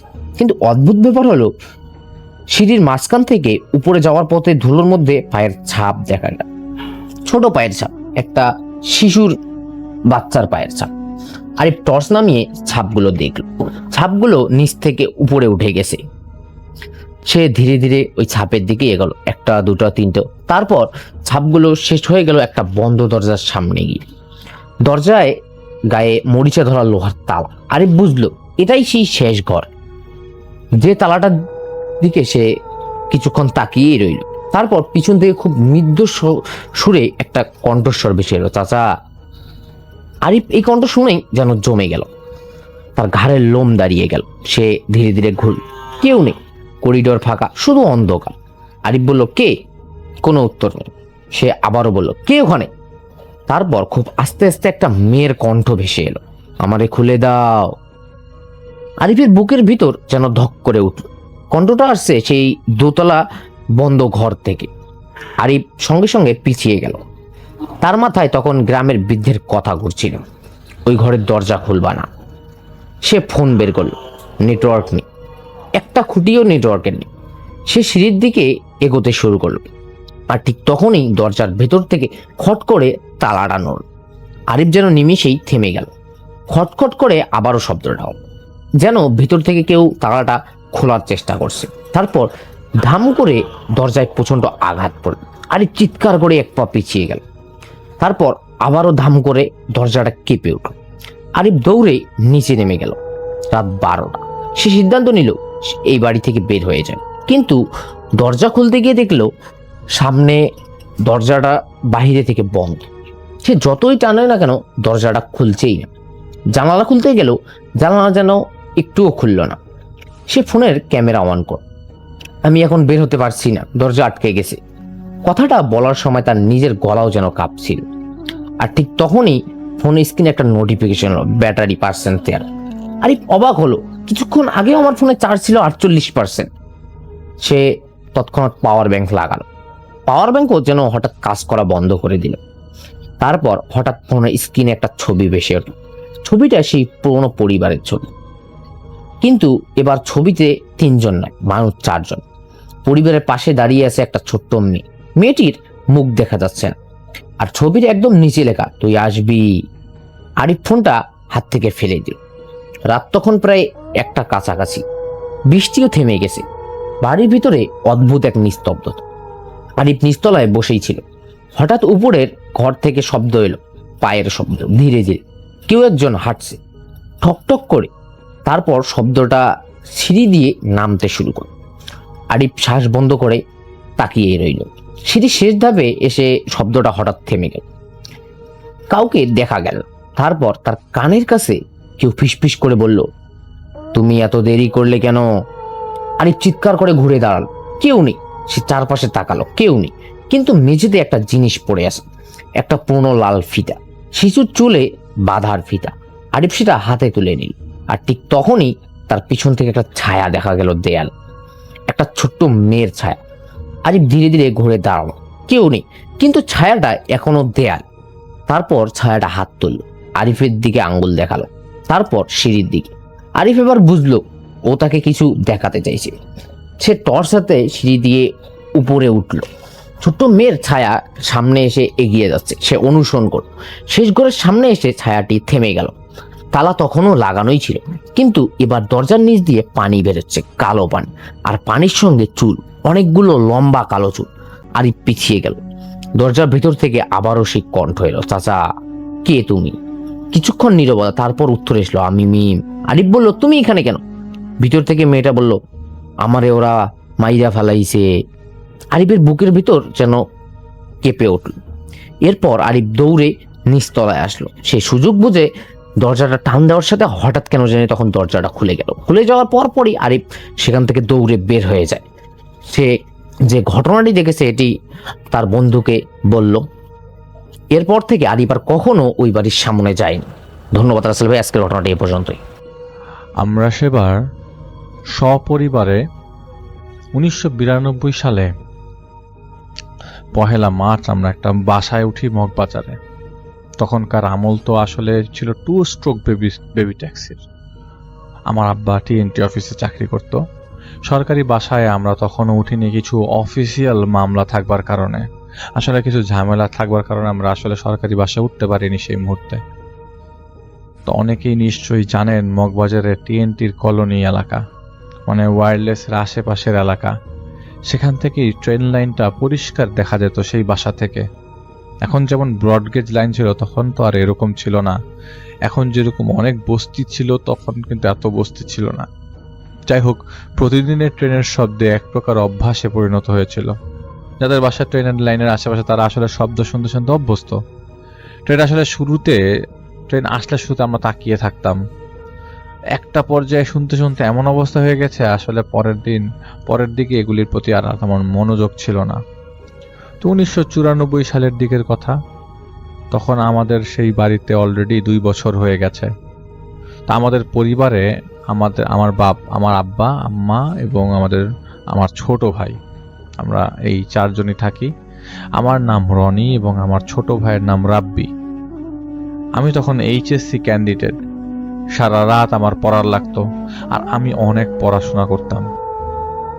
ইলেকট্রিসিটি রাতের বেলা খুবই বেশি যেত। গরমও ছিল তখন, কিন্তু সেদিন বৃষ্টি পড়ছিল এবং ইলেকট্রিসিটিও ছিল না। তা আমাদের ঘরে একটা বারান্দা, মানে 2টা বারান্দা। আমার রুম বরাবর একটা বারান্দা, আমার আব্বা আম্মার রুম বরাবর একটা বারান্দা। তো আমার সাথে আমার ছোট ভাই রেগুলার ঘুমাতো, কিন্তু আমার পরীক্ষা থাকবার কারণে ওকে ড্রয়িং রুমে পাঠিয়ে দেওয়া হয়। কারণ আমাদের বাসায় 2টা বেডরুমই আর একটা ড্রয়িং রুম আর বাথরুম। তো আমাকে যেহেতু একা পড়তে হতো, আর মা একটা রুমে থাকতো, আর আব্বা আম্মা একটা রুমে থাকতো। আর আমাদের বাসাটা ছিল দোতলা। বাসার বারান্দা থেকে, আমার রুমের বারান্দা থেকে একদম স্পষ্ট পরিষ্কার রেল লাইন দেখা যেত। তো আগামীকাল দিন এরকম হয়েছিল যে শুক্রবার হবার কারণে আমার পড়ার গতি কমে গেছিল। আমি ম্যাথ করতে বসেছিলাম, আর বৃষ্টি হলে ম্যাথ করতাম আমি বেশি। হঠাৎ আমি ধস্তাধস্তির শব্দ পাই। মনে হচ্ছে এই ধর, এরকম টাইপের 3-4 জন মিলে বেশ ধস্তাধস্তি করছে। আমাদের বাসা থেকে একটু দূরে বস্তির মতো আছে, মাঝে মধ্যে ওইখান থেকে অনেক ঝামেলা আমরা শুনতে পাই। আর এমনিতেও ওই জায়গাটা খারাপ ছিল, মাঝে মাঝেই মার্ডার হতো, পুলিশের জটলা দেখতাম, মানুষের জটলা দেখতাম। তো ওই মুহূর্তে আমি দেখি 2-3 জন হঠাৎ করে কোথার থেকে এসে জানি চাপাতে নিয়ে এলোপাতারি একজনকে জখম করা শুরু করে দিল এবং কোপাচ্ছে কুপিয়ে জখম করছে, আর কেমন একটা শব্দ হচ্ছে। আমি খুব ভয় পেয়ে যাই। খুন একবারে নিজের চোখের সামনে দেখলাম।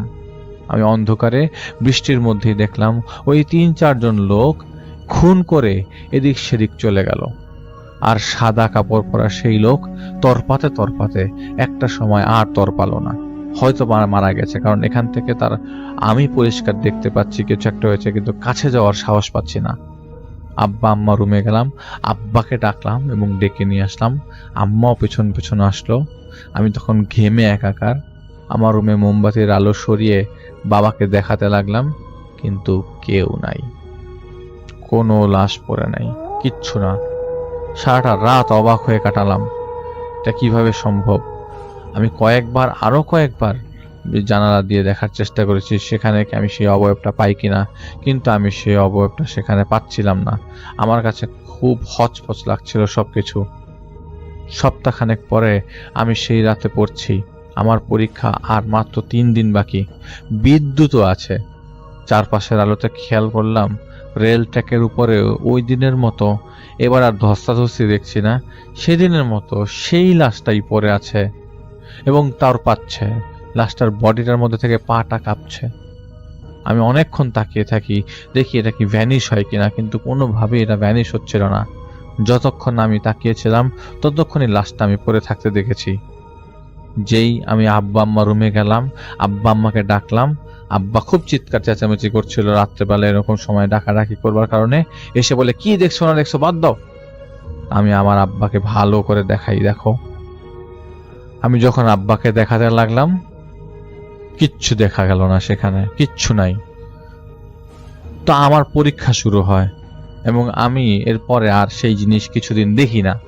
পরীক্ষা শেষ হওয়ার পর বিশ্ববিদ্যালয়ে ঢুকবার কম্পিটিশন আছে, তাই কিছুদিন আমি মামা বাড়ি থেকে ঘুরে আসি। তো কয়েকদিন ঘুরে আসবার পর এসে শুনি আমি যে রুমে কয়েকদিন ছিলাম না, আমার ছোট ভাই আমার রুমে ঘুমিয়েছে। ও বলল ও কয়েকদিন রাতের বেলা সন্ধ্যার পর এরকম রাত 10টার দিকে টিভি দেখে এসে রুমে মশারি আমাদের জানালার সাথে বাঁধতে হতো। তো জানালার সাথে বাঁধতে যে দেখে রেল লাইনের উপর এরকম একটা লাশ পড়ে আছে।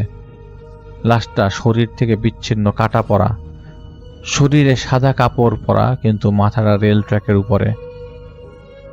এরকম 2-3 দিনও দেখেছে কন্টিনিউয়াস।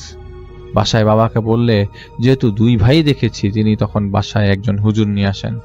হুজুর অনেক কিছু বলে যান, কিন্তু কারোরই কোনো কথা মাথায় ঢোকে না এবং বুঝেও আসে না আসলে কি হচ্ছে তাদের সাথে। সেই বরাবর রুম তো আব্বা আমার কই, তারা তো কিছু দেখে না, আমরা কেন দেখলাম। আমার ছোট ভাই বাবা আমার ঘরে ঘুমানো শুরু করে, আর এই মুহূর্তে আমি ততক্ষণে এসে পড়ি। 1996 সালের শুরুর দিকে, তখন রাত আনুমানিক 9টা বাজে। আমি, আমার আব্বা, আমার ছোট ভাই ঈদের বাজার করে বাসায় ফিরছিলাম।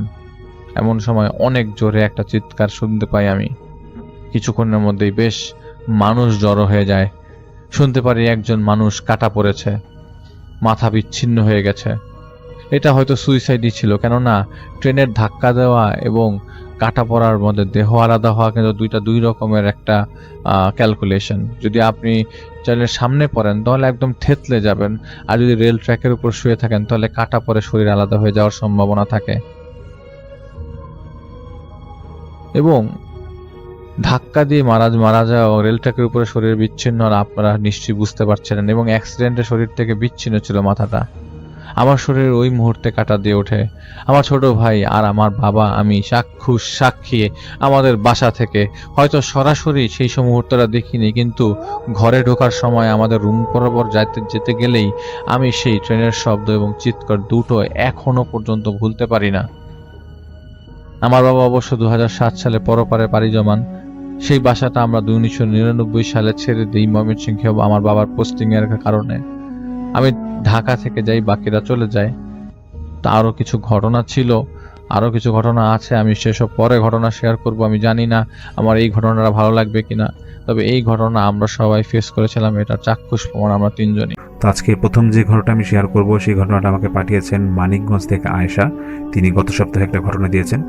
তো এখন যে ঘটনা আমি বলবো সেই ঘটনাটা ঘটেছিল যুদ্ধের আগে, এবং এটা ঘটে আয়েশার দাদা বাড়িতে। তো আয়েশার দাদা বাড়ি ছিল যেখানে, সেটা বেশ বড় এরিয়া নিয়ে ছিল। তো ওনারা তখন সেই মুহূর্তে যেখানে থাকতেন তার সামনে ছিল, বাড়ির সামনে ছিল একটা বেশ বড় পুকুর। পুকুরের সামনে ছিল আরেকটা জায়গা ওনাদের, মানে পুকুরের এই পারে থাকতো ওনারা আর ওই পারে ছিল আরেকটা জায়গা ওনাদের। তো ওনারা ঠিক করে যে পুরান বাড়ি থেকে ওইখানে নতুন জায়গায় একটা বাড়ি করে ওখানে থাকা শুরু করবে।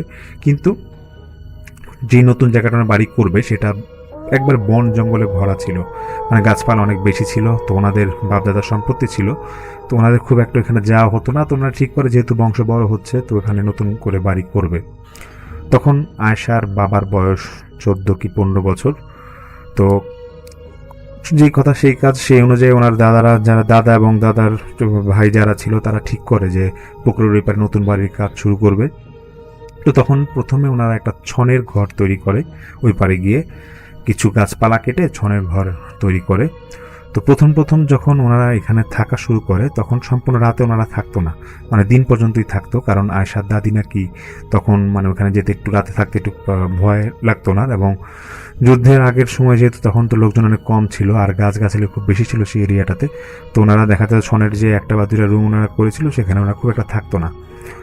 তো আয়েশার দাদা নাকি প্রায় দাদিকে বলতো যে দেখো আমাদের তো এক সময় এখানে থাকতেই হবে, তো এক কাজ করি আমি আমার ভাইকে নিয়ে কয়েকদিন এখানে থাকি, আর তারপরে তোমরা আস্তে আস্তে এখানে আসা শুরু করো। তো তখন ওই মানে পুকুরের এই পার ওই পার, তো আয়েশার দাদা এবং দাদার ভাই নাকি এরকম রাতে ওই ছনের ঘর যেখানে নতুন যেটা করেছে পুকুরের পারে ওখানে থাকা শুরু করে। আয়েশার দাদা অনেক পরেজগার মানুষ ছিল। উনি যখন রাতে নামাজ পড়তো ঘুমোতে যাওয়ার আগে, তখন উনি একদিন খেয়াল করছে ছনের ঘরের উপরে ঢিলাঢিলি করছে, মানে খুব ঢিল মারছে, ছুটছে কেউ। তো উনি মনে করে যে হয়তো বা এমন হতে পারে যে গাছের পাতা পড়তেছে বা কোনো সামথিং পাশে দিয়ে কিছু একটা পড়ছে, গাছের ডাল পড়ছে, হয়তো এরকম আওয়াজ হতে পারে জন্য না। কিন্তু সমস্যা একটাই যে টানা কন্টিনিউয়াসলি এরকম নাকি ঢিলাঢিলি হতো ওনারা যখন থাকা শুরু করে। তো এরকম হওয়ার পরে তো উনি কিছুটা বুঝে যে হ্যাঁ হয়তো বা খারাপ কিছু এরকম ঢিলাঢিলি করতে পারে। তা ওনার মনে একটা মানে সাহস ছিল যে না, আমি যেহেতু নামাজ কালাম পড়ি আমার কোনো সমস্যা হবে না। আর ওনার ভাইও এরকম সেম শুনতো। তো একদিন নাকি রাত্রেবেলা আয়েশার দাদা যখন নামাজ পড়বে উনি শুনছে যে ওনাদেরই আত্মীয় স্বজন যারা মারা গিয়েছিল ওনাদের ভয়েস মতো, মানে ওনাদের ভয়েসে কেউ একজন মানে এরকম আয়েশার দাদাকে ডাকছে, এবং আয়েশার দাদাকে যখন ডাকছে দাদার ভাইকেও ডাকছে। তো এই আওয়াজগুলো যখন শুনছিল তখন ওনারা একটু ভয় পায়। পরে আবার এসে আয়েশার দাদিকে বলে যে দেখো, মানে এই ঘটনাটা বলে না, তো শুধু বলে দেখো যে ঘরে আছে আমরা এরকম রাতে থাকা শুরু করি, কারণ আমাদের এখানে আসলে ওইদিকে থাকা উচিত। তো আয়েশার দাদা মনে করে যে বেশি লোক থাকলে হয়তো এই সমস্যাগুলো হবে না। তো তারপর ওনারা কয়েকদিন পর এখানে আবার ওই যে আয়েশার দাদি, দাদা এবং আয়েশার বা ওনার ভাইরা সবাই মিলে এখানে থাকা শুরু করে। এবং তখন বিল্ডিংটা মানে তখন ওই ছনের ঘরটা ভেঙে এটা হাফ বিল্ডিংয়ের মতো করা হয়, মানে উপরে টিন শেড দিয়ে দেয়াল দিয়ে চারপাশে এরকম কয়েকটা রুম করা হয়। তো তখন অনেক গাছপালা আবার কাটা হয়। তো এরকম থাকা শুরু হওয়ার পর থেকে আয়েশার দাদি মাঝে মাঝে নাকি তিনি দেখতেন যে ওনাদের বাড়ির যেখানে উঠান ছিল উঠানে কালো সাপ, একটা কালো কালারের সাপ প্রায় সময় নাকি এরকম চলাফেরা করতো।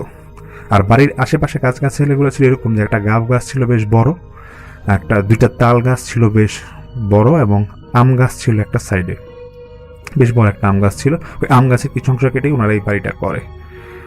তো এখন যেটা হয় যে আয়েশার দাদি নাকি বলে উনি কি প্রায় সময় এরকম কালো সাপ দেখতো দিনের বেলা হাঁটাচলা, মানে ওইখানেই চলাচল করতো সাপটা। এবং ওনারা যখন বাইরে হাঁটাচলা করতো তখন নাকি কিছু কিছু প্রাণী দেখতো, মানে দেখা যাচ্ছে যে বিড়াল বা দেখা যাচ্ছে যে শিয়ালের মতো কোনো একটা প্রাণী এরকম ছুটাছুটি করতো বনের ঝোপঝাড়ের দিকে। তো যাই হোক ওনাদের সীমানার মধ্যে আসতো না। তো যেহেতু আসতে হতো, একদিন হয়েছে কি যে আয়েশার দাদির ভাই তিনি পুঁটি মাছ নিয়ে আসে দিনের বেলা। তো আনার পরে রান্নাঘরে রাখে। তা আয়েশার দাদিকে এসে বলতেছে যে বাবু তোমার জন্য পুঁটি মাছ নিয়ে এসেছি, রান্নাঘরে আছে, তুমি যাও মাছগুলো কাটো। এটা নাকি দুপুরের ঠিক পর হবে। তো তখন আয়েশার দাদি সেই মাছ যখন দেখতে যাবে তিনি দেখে যে একটা বিড়াল তাল গাছ থেকে এসে পুঁটি মাছটা নিয়ে আবার সেই তাল গাছে এক দৌড়ে উপর উঠে গেছে। এটা দেখার পর আয়েশার দাদির বেশ ভয় লাগে। উনি ওনার হাজব্যান্ডকে বলে, মানে আয়েশার দাদাকে বলে দেখো এরকম আমি দেখছি। তো আশা দাদা বলছে, দেখো কেউ তো তোমার আমাদের তো কেউ কোনো ক্ষতি করতেছে না, এগুলো বাদ দাও, যা দেখছো দেখছো, বা সাপ দেখে যেটাই দেখি হয়েছে, এটা নিয়ে টেনশন নিয়ে কিছু নাই।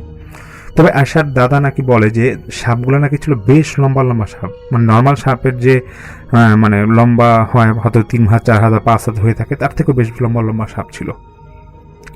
তো যাই হোক, এটা তো হইলো। তো একদিন ওই তাল গাছের এখানে দেখছে যে আশার দাদি একটা তাল বেশ বড়। তো ওই তালটা দেখে উনি ওনার ছেলেকে বলতেছে যে বাবা দেখ, এই তালটা বেশ বড়, তোরা একটু নজরে রাখিস, এই তালটা যদি পড়ে তাহলে আমরা তালটা খাবো। তো এটা বলার পরে তার 2 একদিন পরে আশার দাদি নাকি প্রায় সময় তালের দিকে তাকিয়ে থাকতো, যেটা কবে পড়বে একটু খাবো, অনেক বড় তাল ছিল। তো একদিন এরকম সন্ধ্যার ঠিক আগে দিয়ে আশা দাদি দেখতেছে যে একটা কালো সাপ ওনাদের বাসার উঠান দিয়ে যাচ্ছে। তো আশা দাদি ভাবে যে সবসময় তো সাপটা দেখি, আজকে এটা পাইছি, এটা আজকে মেরেই ফেলবো। তো উনি করে কি, লাঠি বা দাও নিয়ে যেটা নিয়ে ওই সাপটাকে ধাওয়া করে। তো উনি দেখে যে সাপটা মানে যেতে যেতে একবার তাল গাছের মধ্যে উপরে ওঠা শুরু করে, তাল গাছটা দিয়ে উপরে ওঠা শুরু করে। এবং আশার দাদি যখন উপর দিকে তাকাবে, হঠাৎ করে উনি দেখে যে তাল গাছের উপর থেকে একটা ভয়েস আসতেছে, ওনাকে বলতেছে যে তোর তো তাল খাওয়ার খুব শখ, নে তোকে তাল খাওয়াইতেছি। আশার দাদি নাকি উপর দিকে তাকাতে যাবি, এমন সময় একটা তাল ওনার মাথায় পড়ে, মানে ওই তালটাই ওনার মাথায় পড়ে, এবং উনি নাকি সঙ্গে সঙ্গে অজ্ঞান হয়ে যায়। এবং 20 দিন নাকি ওনার সেন্স আসে না। ওনার খাওয়া দাওয়ার ব্যবস্থা কোনো রকম লিকুইড সিস্টেম করে দেওয়া হয়েছিল সেই সময়, তখন তো এরকম ডাক্তারও ছিল না খুব একটা। 20 দিন ওনার সেন্স আসে না। সেই 20 দিন পর ওনার সেন্স আসে। আসার পর যেটা হয় যে উনি সম্পূর্ণ অসুস্থ হয়ে যায়। ওনার নাকি মাথা প্রায় সময় ব্যথা করতো, এবং একটা সমস্যা ছিল যে ওনার নাকি শরীর প্রায় সময় অবশ হয়ে যেত, এবং এটাকে রেগুলার হচ্ছিল, মানে হাঁটা চলাচল উনি পুরোপুরি করতেই পারতো না। এদিকে তো আশাদের দাদির বা দাদার বা ওদের মন খারাপ, ওনার আশার বাবার মন খারাপ যে মা এরকম ওনার অসুস্থ। একদিন মানে ম্যাক্সিমাম সময় নাকি আশা দাদিকে উঠানের পাশে একটা চৌকির মধ্যে এরকম বসায় রাখতো, হেলান দিয়ে বসায় রাখতো, দিনের বেলা বা বিকেলবেলা যেটা হোক বসায় রাখতো, রাতের বেলা তো ঘুমে থাকতো। একদিন সকালে আশার দাদি এরকম চৌকির মধ্যে বসে আছে, তো একটা ফকির বাবার মতো একটা লোক আসে ওনাদের উঠানে, এসে আশার দাদিকে বলতেছে যে খাওয়া দে, খিদা লাগছে। তখন আশা দাদি বলতেছে যে আমার কাছে তো বাবা খাওয়া নাই, যেমনি পারো খাওয়া দে, খাওয়ার ব্যবস্থা কর। তখন সেই আশার দাদি যে লোক আশেপাশে যারা ছিল ওদেরকে বলতেছে যে দেখ, পান্তা ভাত আছে নাকি, এই বাবারে খাইতে দে। তখন ওই ফকির বাবাকে পান্তা ভাত দেওয়া হয়। তো ফকির বাবা যিনি ছিল উনি নাকি পান্তা ভাতটা থালার মধ্যে নিয়ে অনেকক্ষণ ডলতে উনি করলো কি, পাশে নাকি একটা লাউ গাছ ছিল, লাউ গাছ থেকে লাউ পাতা নিয়ে ওই লাউ পাতা সহ ওই পান্তা ভাতটা অনেক ডলতেছে, মানে আশার দাদি দেখে ওটা ঘৃণা লাগতেছিল। হঠাৎ করে দেখতেছে আশার দাদি যে সেই ফকির বাবাটা মুখে থেকে লালা নিয়ে ওইটা পান্তা ভাতটা ডলতেছে। এটা দেখার পর আশা দাদির বেশ ঘৃণা লাগে। তো উনি দেখতেছে যে ফকির বাবাটা খুব মজা করে এটা খাচ্ছে। তো একটা পর্যায়ে সেই ফকির বাবা আশার দাদিকে বলতেছে নে খা। আশা দাদি তো একটু মানে উনি খাবে না, নাক ছিটকাচ্ছিল, এরকম চেহারা ফেস এরকম করে রাখছিল।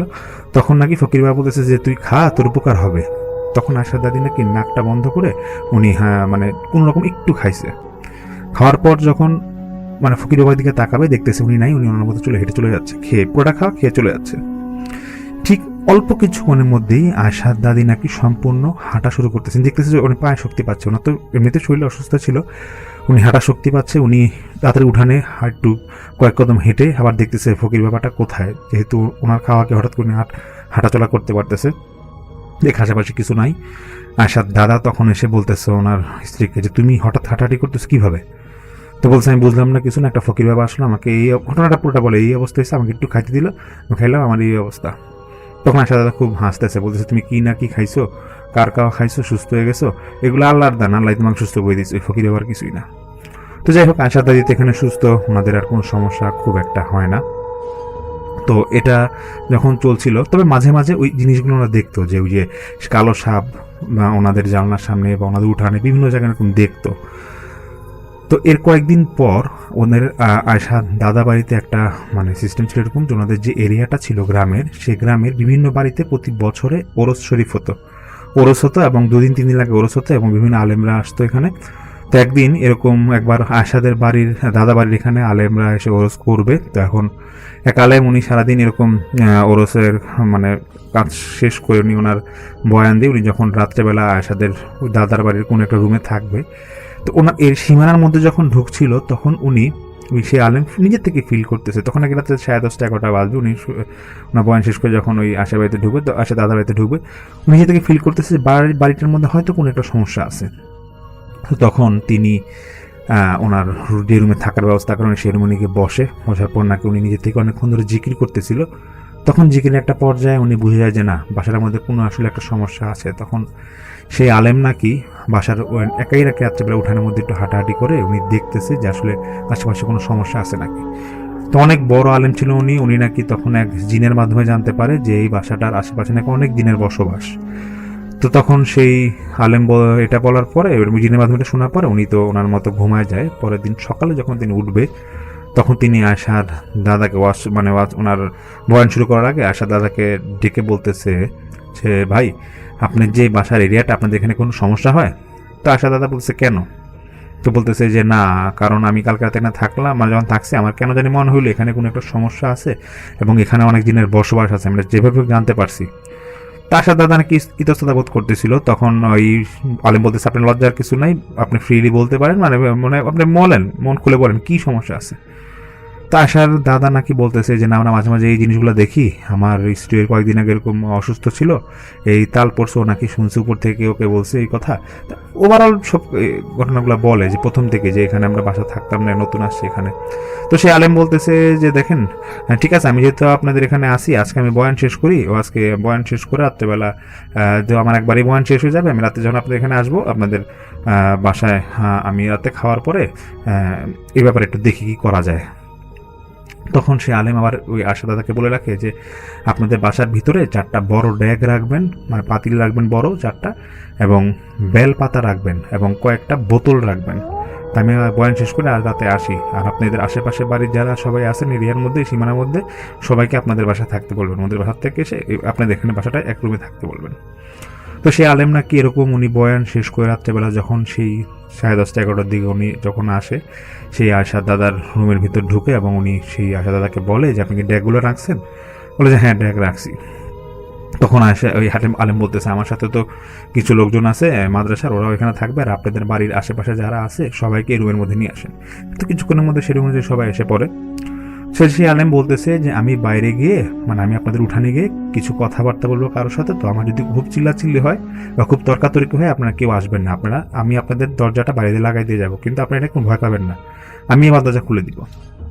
তো সেই আলেম নাকি উনি এরকম দরজা বাইরে দিয়ে লাগায়, তো উনি উঠানের মধ্যে যায়। তো আশার দাদা এবং আশার বাবা বলে যে আশাকে যে মানে প্রচণ্ড আওয়াজ হচ্ছিল নাকি তখন, মানে বাইরে তর্কাতর্কি হচ্ছে, মানে ঝগড়া লাগলে একটা মানুষের সাথে একটা মানুষ যেরকম কথা হয় এরকম আওয়াজ হচ্ছিল।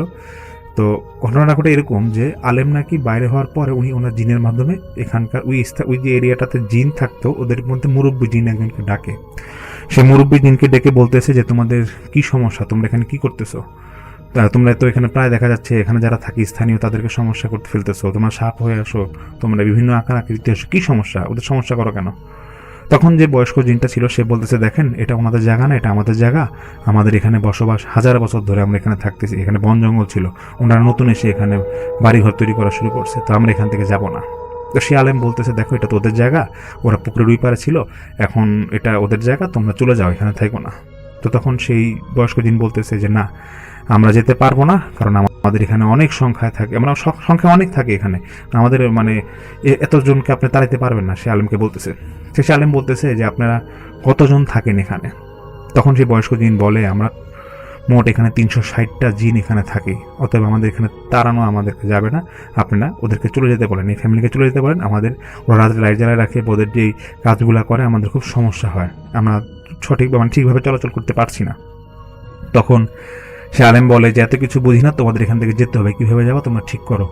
অনেক তর্কাতর্কি হয়, হতে হতে একটা পর্যায়ে সেই আলেম বলে ঠিক আছে, তোমরা কোথায় যাবা আমি তোমাদের একটা ব্যবস্থা করে দিই, যে আমার নদীর ওই পারে আমার এরকম একটা মাদ্রাসা আছে, মাদ্রাসার পিছনে একটা বাগান আছে, সেখানে এরকম ঘন বাগান, তোমরা ওইখানে চলে যাবে, এখানে গিয়ে তোমরা থাকো, কোনো সমস্যা নেই, কিন্তু এই ফ্যামিলিটা কোনো সমস্যা করো না।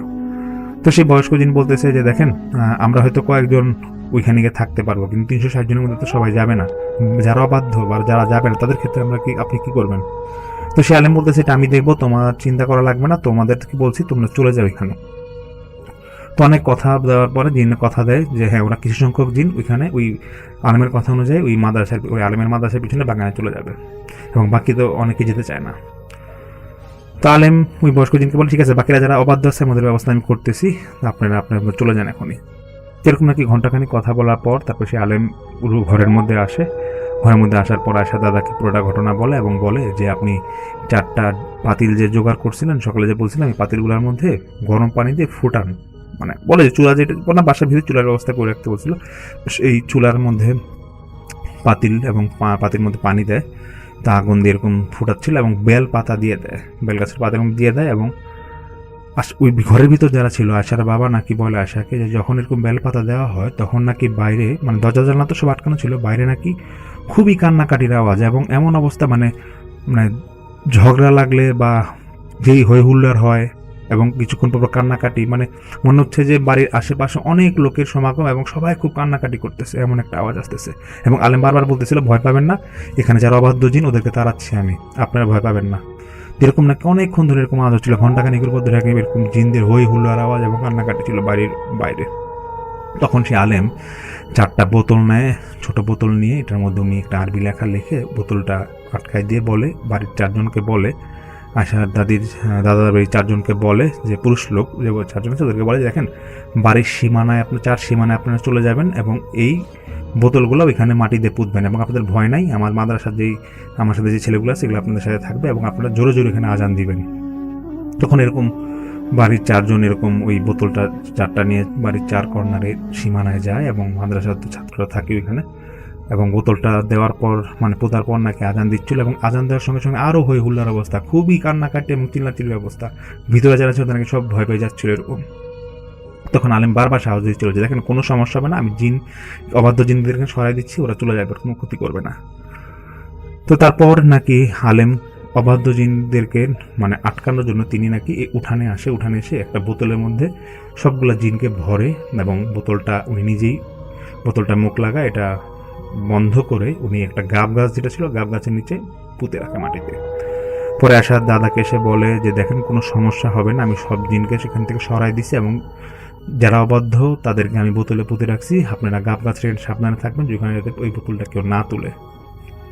যাই হোক এটা হওয়ার পর তো কয়েকদিন এরকম আর কোনো সমস্যা হয় না। তো সমস্যা না হওয়ার পরে ওই আয়শার দাদি বা দাদা ওনারা ওনাদের উঠানে আগের মতো এরকম সাপ বা কিছুই দেখে না। ঠিক কয়েকদিন পরে আয়শার দাদা দাদি অনেক খেয়াল করে ওনারা যে রাত্রেবেলা ওনাদের এখানে কান্নার আওয়াজ আসতো, ঠিক 11টা 12টা এই সময় একটা কান্নার আওয়াজ আসতো, ওনাদের বাড়ির যে উঠানে যে সীমানা ছিল সীমানার কিন্তু কান্নার আওয়াজ আসে। তো আশার দাদা ভাবে যে আলেমকে আবার বলতে যাবে, তো আশার দাদি বলতেছে দেখো আলেমকে বলার আগে গিয়ে দেখো আসলে কে কান্না করতেছে এখানে। তো আশার দাদা এরকম যায়, গিয়ে দেখে ঠিক সীমানার বাহিরে একজন বয়স্ক লোক এবং বয়স্ক মহিলা ওনারা কাঁদতেছে। তখন নাকি রাতে এরকম প্রায় 11টা কি 12টা এরকম সময় হবে কোনো একদিন আর কি, তারপরে এরকম কাঁদতেছে। তো আশার দাদা গিয়ে বলতেছে যে আপনারা কারা এত রাতে এখানে কাঁদতেছেন কেন? তো বলতেছে যে আমাদের সঙ্গীরা কোথায়? তো বলতেছে আপনি কারা? আশার দাদার বেশ সাহস ছিল, নিজেই সাহস করে বলতেছে যে আপনি কারা এরকম কাঁদতেছেন, আর বলতেছেন সঙ্গীরা, আপনার সঙ্গীরা কারা? বলতেছে এখানে আমাদের 360 জন সঙ্গী ছিল, ওরা কোথায়? ওদেরকে তো আমরা পাচ্ছি না। তখন তো আয়শার দাদা বুঝে যায় যেটা জিন।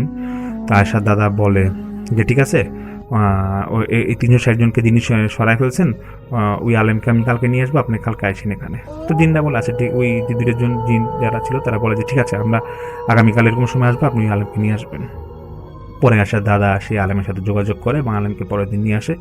তো সে আলেম যায় এবং সেই সময় কান্না যখন করতেছিল এরকম আওয়াজ হচ্ছিল তখন সেই আলেম এখানে আবার যায় ওই আশা দাদাকে নিয়ে। তো তখন সেই 2 জন যারা ছিল পুরুষ মিলে যে বয়স্ক লোক মানে জিন যারা মানুষের রূপ নিয়ে এখানে ছিল ওদেরকে জিজ্ঞেস করতেছে কি সমস্যা আপনাদের। তখন সেই 2 জন জিন বলতেছে যে আমরা এখানে যত জিন ছিল 360টা জিন ছিল, সবার থেকে আমরা বেশি বয়স্ক এবং আমরা 2 জন হজ করতে গেছিলাম। তো হজ থেকে আসার পর দেখি আমাদের বাড়ির সীমানা আমরা ঢুকতে পারতেছি না। এখন আমরা খোঁজ নিয়ে দেখলাম যে আমাদের যে সঙ্গী আছে এরা কেউ নাই এবং আমরা ঢুকতে যাব, বাড়িটা দেখতেছি বন্ধ করা, আমাদের থাকার ব্যবস্থা করে দেন। তখন আয়শার দাদা বলতেছে যে না এটা তো কোনো ব্যবস্থা করা যাবে না। সে আলেমও সেই একই কথা বলতেছে যে না জিন সরাই ফেলছে, আমার মাদ্রাসার ওই পারে আমি এখানে থাকি, ওইখানে জিনটা বাকিরা গেছে, ওদের ওখানে থাকো।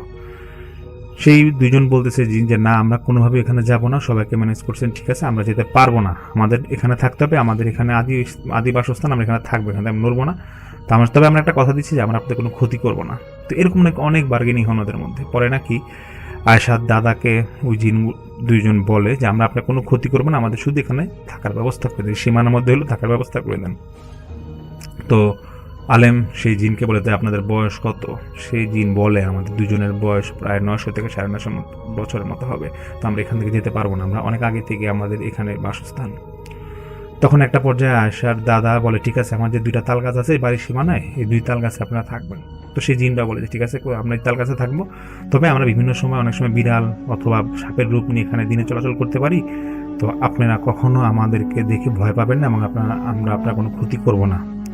তো আলেম, আয়েশার দাদা এবং সেই জিনের মধ্যে এরকম একটা কথা এরকম হয়ে যায় ওদের মধ্যে, ওরা সবাই যাদের কথা এরকম রাখে। তো তারপর আলেম চলেই যায়। তো ওই জিনটা ওই তাল গাছের মধ্যে থাকা শুরু করে। তো আয়েশা যেটা আমাকে বলে যে আয়েশার দাদা 2008 সালে মারা যায়, তার আগ পর্যন্ত মানে এই যে ঘটনাটা ঘটেছিল তারপর থেকে 2008 সাল পর্যন্ত নাকি আয়েশার দাদার মধ্যে একটা মানে ভালো গুণ ছিল যে উনি মানুষকে উপকার করতে, এবং উপকারগুলো ছিল এরকম যে কেউ অসুস্থ হয়ে থাকলে বা কারো কোনো সমস্যা হলে তাবিজ কুফরি, যদি খারাপ কোন তাবিজ কুফরি কেউ করে থাকে কারোর উপরে, এটা যদি মান করা লাগে, এই সম্পূর্ণ জিন, এই 2টা জিন নাকি আয়েশার দাদাকে অনেক মানে সহায়তা করতে ব্যাপারগুলোতে, এবং আয়েশার দাদাকে মানে অনেক হেল্প করতো। মানে আয়েশার দাদার কোনো সমস্যা পড়লে জিন দুটো নাকি অনেক হেল্প করতো, না ফ্যামিলি, ওদের ফ্যামিলিকেও হেল্প করতো এবং আয়েশার দাদাকে হেল্প করতো, এবং আয়েশার দাদা নাকি এই কারণে গ্রামে অনেক নাম ডাক ছিল। তো তারপর সেই 2টা জিন তো থেকেই যায় এবং আয়েশার দাদা 2008 সালে মারা যায়, এবং আয়েশার দাদা নাকি প্রতি বছর এই জিনদেরকে ভোগ দিত, মানে জিনদেরকে এক নির্দিষ্ট সময় খাওয়া দিত এবং জিনরা খুশি থাকতো। 2008 সালে মারা যাওয়ার পর আয়েশার দাদা তারপরে তো এরকম ভোগ আর কেউ দেয় না। তো আয়েশার দাদি নাকি এরকম আবার সেই ওই আয়েশার দাদা মারা যাওয়ার কয়েক মাস পর থেকে এরকম কান্নার আওয়াজ পেত ওইখানে এরিয়াতে। তখন উনি একদিন স্বপ্ন দেখে ওনাকে কেউ একজন বলছে যে আমাকে তো আগে তোমার জামাই ভোগ দিত, এখন তো ভোগ দেওয়ার কেউ নাই, আমাকে এরকম দুধের তৈরি সন্দেশ বানায় প্রতি বছরে ভোগ দিতে হবে। সেই জিন 2টা ওই আয়েশার দাদিকে স্বপ্ন দেখায়। পরে নাকি আয়েশার দাদি এরপর থেকে রেগুলার উনি ওনার ছেলেকে দিয়ে এখানে ওই নির্দিষ্ট একটি স্থান আছে ওইখানে নাকি ভোগ দেয়, এবং এটাকে এখন পর্যন্ত ওনারা প্রতি বছর একটা বিশেষ মানে অনেক বড় পরিমাণে একটা ভোগের ব্যবস্থা করে দুধের তৈরি সন্দেশ দেয়, এবং ওটা দিলে নাকি আর কোনো সমস্যা এবং কোনো ক্ষতি হয় না। তো এটা এখন পর্যন্ত এরকম আছে। এটা আয়েশা মনি আমাকে শেয়ার করেন ঘটনাটা। আমি আশা করছি ঘটনাটা আপনাদের বেশ ভালো লাগবে, এবং এটাই ছিল আমাদের বাড়ির ঘটনা। আমার ঠিক পায়ের কাছে খাটের অন্ধকার কোণটাতে ওটা দাঁড়িয়েছিল, একটা কোচকোচে কালো মানুষের মতো অবয়ব, কিন্তু তার কোনো মুখ নেই, শুধু 2টো চোখের জায়গায় চলছে ঘন রক্তের মতো লাল 2টো বিন্দু। ঘর ভর্তি আইসিইউর মনিটরের বিপ বিপ শব্দের মাঝেই আমি স্পষ্ট শুনতে পাচ্ছিলাম একটা ভারী ভেজা খসখসে নিঃশ্বাসের আওয়াজ, যা সরাসরি আমার কানের ওপর এসে পড়ছিল। আমি নড়তে পারছিলাম না, চিৎকার করতে পারছিলাম না, এমনকি চোখের পাতাও ফেলতে পারছিলাম না। ওটা আস্তে আস্তে আমার বুকের উপর ঝুঁকে আসছিল, আর তার সেই হিমশীতল হাতটা যখন আমার গলায় ঠেকলো, আমার মনে হলো রক্ত জমাট বেঁধে এখনই আমি মারা যাব। এই ঘটনা আমার নিজের জীবনের ঘটনা। আমি মোহাম্মদ তানভীর আহমেদ, পেশায় একজন সার্টিফাইড আইসিইউ নার্স। আজ থেকে ঠিক 3 বছর আগে, যখন সাল 2023 অক্টোবর মাসের দিকে আমি সিলেটের মির বক্সকুলারে একটা নাম করা বেসরকারি হাসপাতালে নাইট ডিউটির দায়িত্ব পার করি। 4 তলার আইসিইউ তখন মোট 8টা কেবিন ছিল, তার মধ্যে 18 নম্বর কেবিনটা ছিল একদম কোনার থেকে, বলতে গেলে করিডোরের শেষ মাথায়। হাসপাতালে যোগ দেওয়ার প্রথম সপ্তাহেই আমি খেয়াল করলাম 18 নম্বর কেবিনে কোনো রোগীকে রাখা হয় না, রুমটা সবটা সময় তালাবদ্ধ থাকে। একদিন আমি কৌতূহল সামলাতে না পেরে প্রবীণ আয়া রহিমা খালাকে জিজ্ঞাসা করলাম, খালা, এই কেবিনটা সবসময় দেখি খালি থাকে কেন? সিলিং ফ্যানটা দিয়ে নামানো। তখন রহিমা খালা এদিক ওদিক তাকিয়ে গলা নামিয়ে বলছিলেন, বাবা ওই ঘরের দিকে বেশি নজর দিও না, বছরখানেক আগে একটা অ্যাক্সিডেন্টের রোগী ওইখানে মারা গেছিল। তল পায়ে মরছিল লোকটা। তারপর থেকে ওই রুমে কাউন্টে রাখলেই মাঝরাতে তার অক্সিজেন মাস্ক কে যেন টেনে খুলে দেয় আর রোগী স্ট্রোক করে। ফ্যানের সাথে নাকি কি সব ঝুলতে দেখা, অথবা কর্তৃপক্ষ ঝামেলাতে এটাই বন্ধ করে রেখেছে। কিন্তু আমি তো বিজ্ঞানের ছাত্র, এসব তথাকথিত ভূতের গল্পে তখন আমার বিশ্বাস করার প্রশ্নই আসে না। ভেবেছিলাম হাসপাতালের স্টাফদের রটানো কোনো গুজব, কিন্তু আমার এই ভুল ভাঙতে সময় খুব বেশি লাগেনি। সেদিন ছিল 26শে অক্টোবর।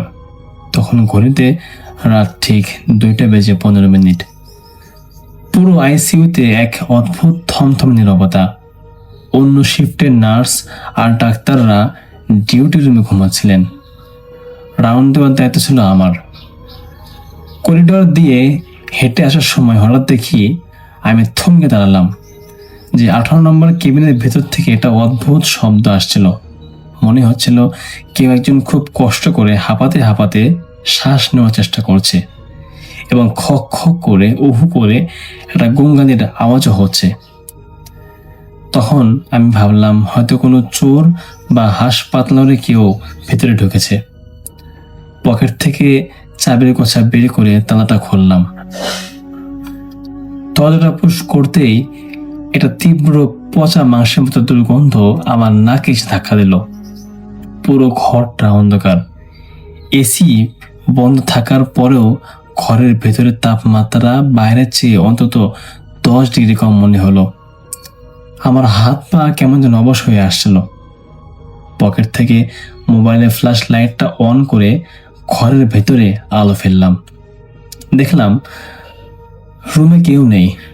ধুলো জমা আইসিইউ বেডটা খালি পড়ে আছে। স্বস্তির নিঃশ্বাস ফেলে যে আমি ঘরের দরজা দিয়ে বেরিয়ে যাব, ঠিক তখনই আমার পেছনের খাটটা সজোরে কেঁপে উঠল।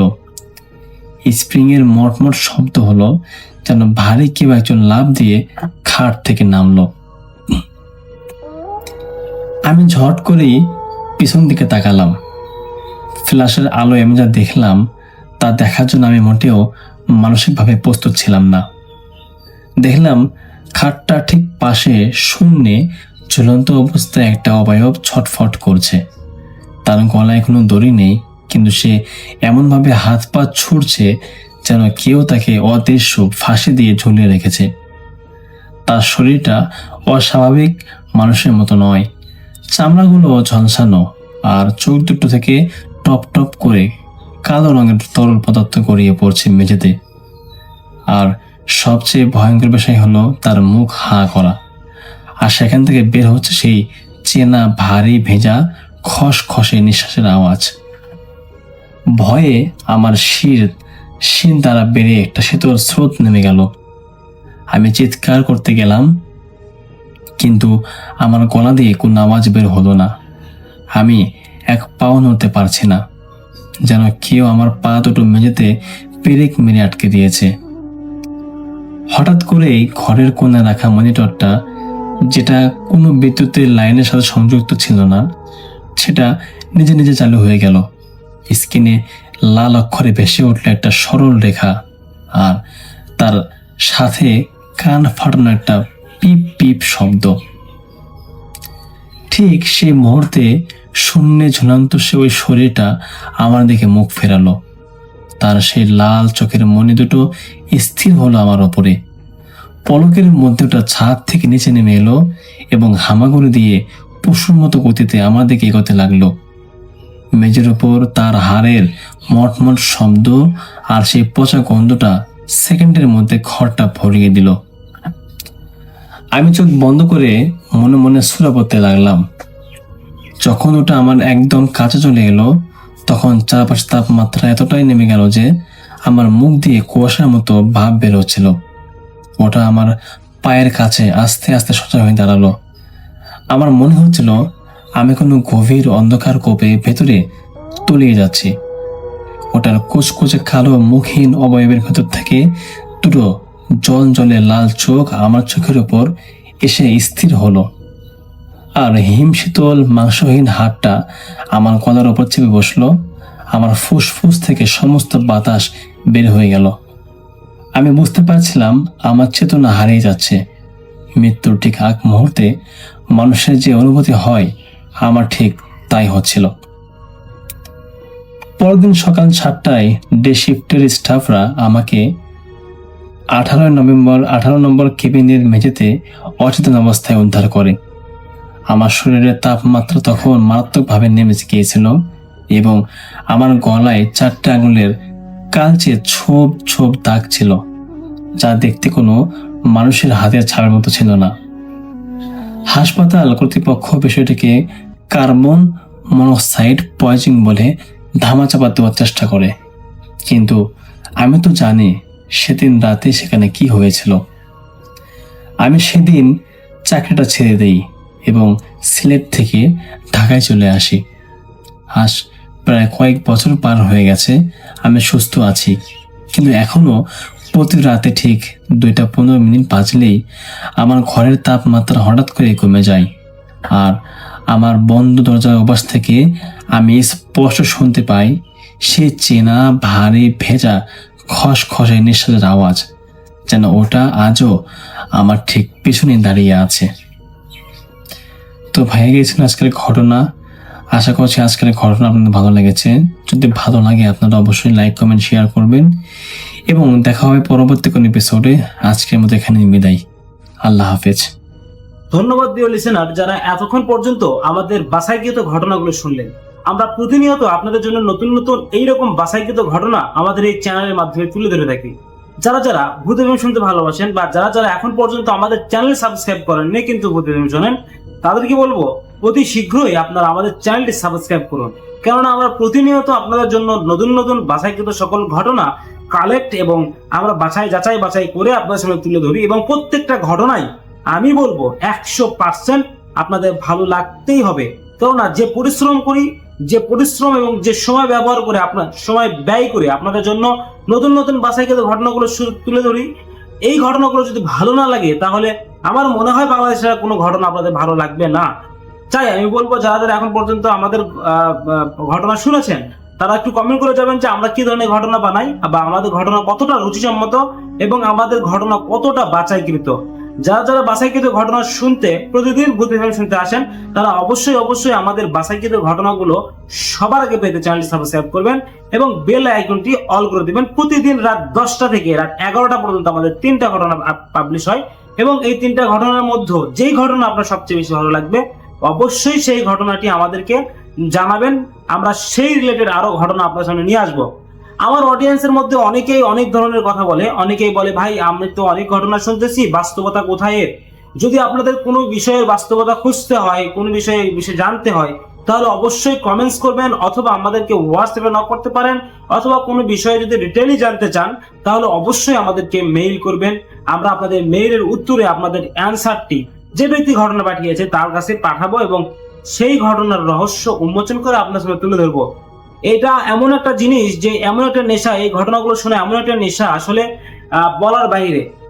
আর জানতে চাওয়া এই মানে কোনো কিছু কোনো ঘটনা ঘটে গিয়েছে, কোনো মানুষ পজেস হয়েছে, আমরা তার মুখ থেকে ঘটনা শুনতে চাইবো। তারপরে কি হয়েছে, সে কিভাবে সার্ভাইভ করছে ওখানে, কিভাবে সে আবার লাইফে নতুন করে আবার চলা শুরু করলো ওই বিষয়গুলো ভুলে গিয়ে, এগুলো জানার খুব তীব্র ইচ্ছা আমাদের। তো যাই হোক, আমরা সেই ইচ্ছাগুলোকে এই চ্যানেলের মাধ্যমে বিসর্জন দিতে পারবো যদি আমার চ্যানেলে সাবস্ক্রাইব করে পাশে থাকি। যারা যারা অনেক আগে থেকে আমাদের এই চ্যানেলের সাথে আছেন কমেন্ট করবেন এবং কেমন লাগছে ঘটনাগুলো সেটা কমেন্ট করবেন। আজকের মধ্যে এখানে বিদায় নিচ্ছি। সবাই ভালো থাকবেন, সুস্থ থাকবেন। আসসালামু আলাইকুম ওয়া রাহমাতুল্লাহ।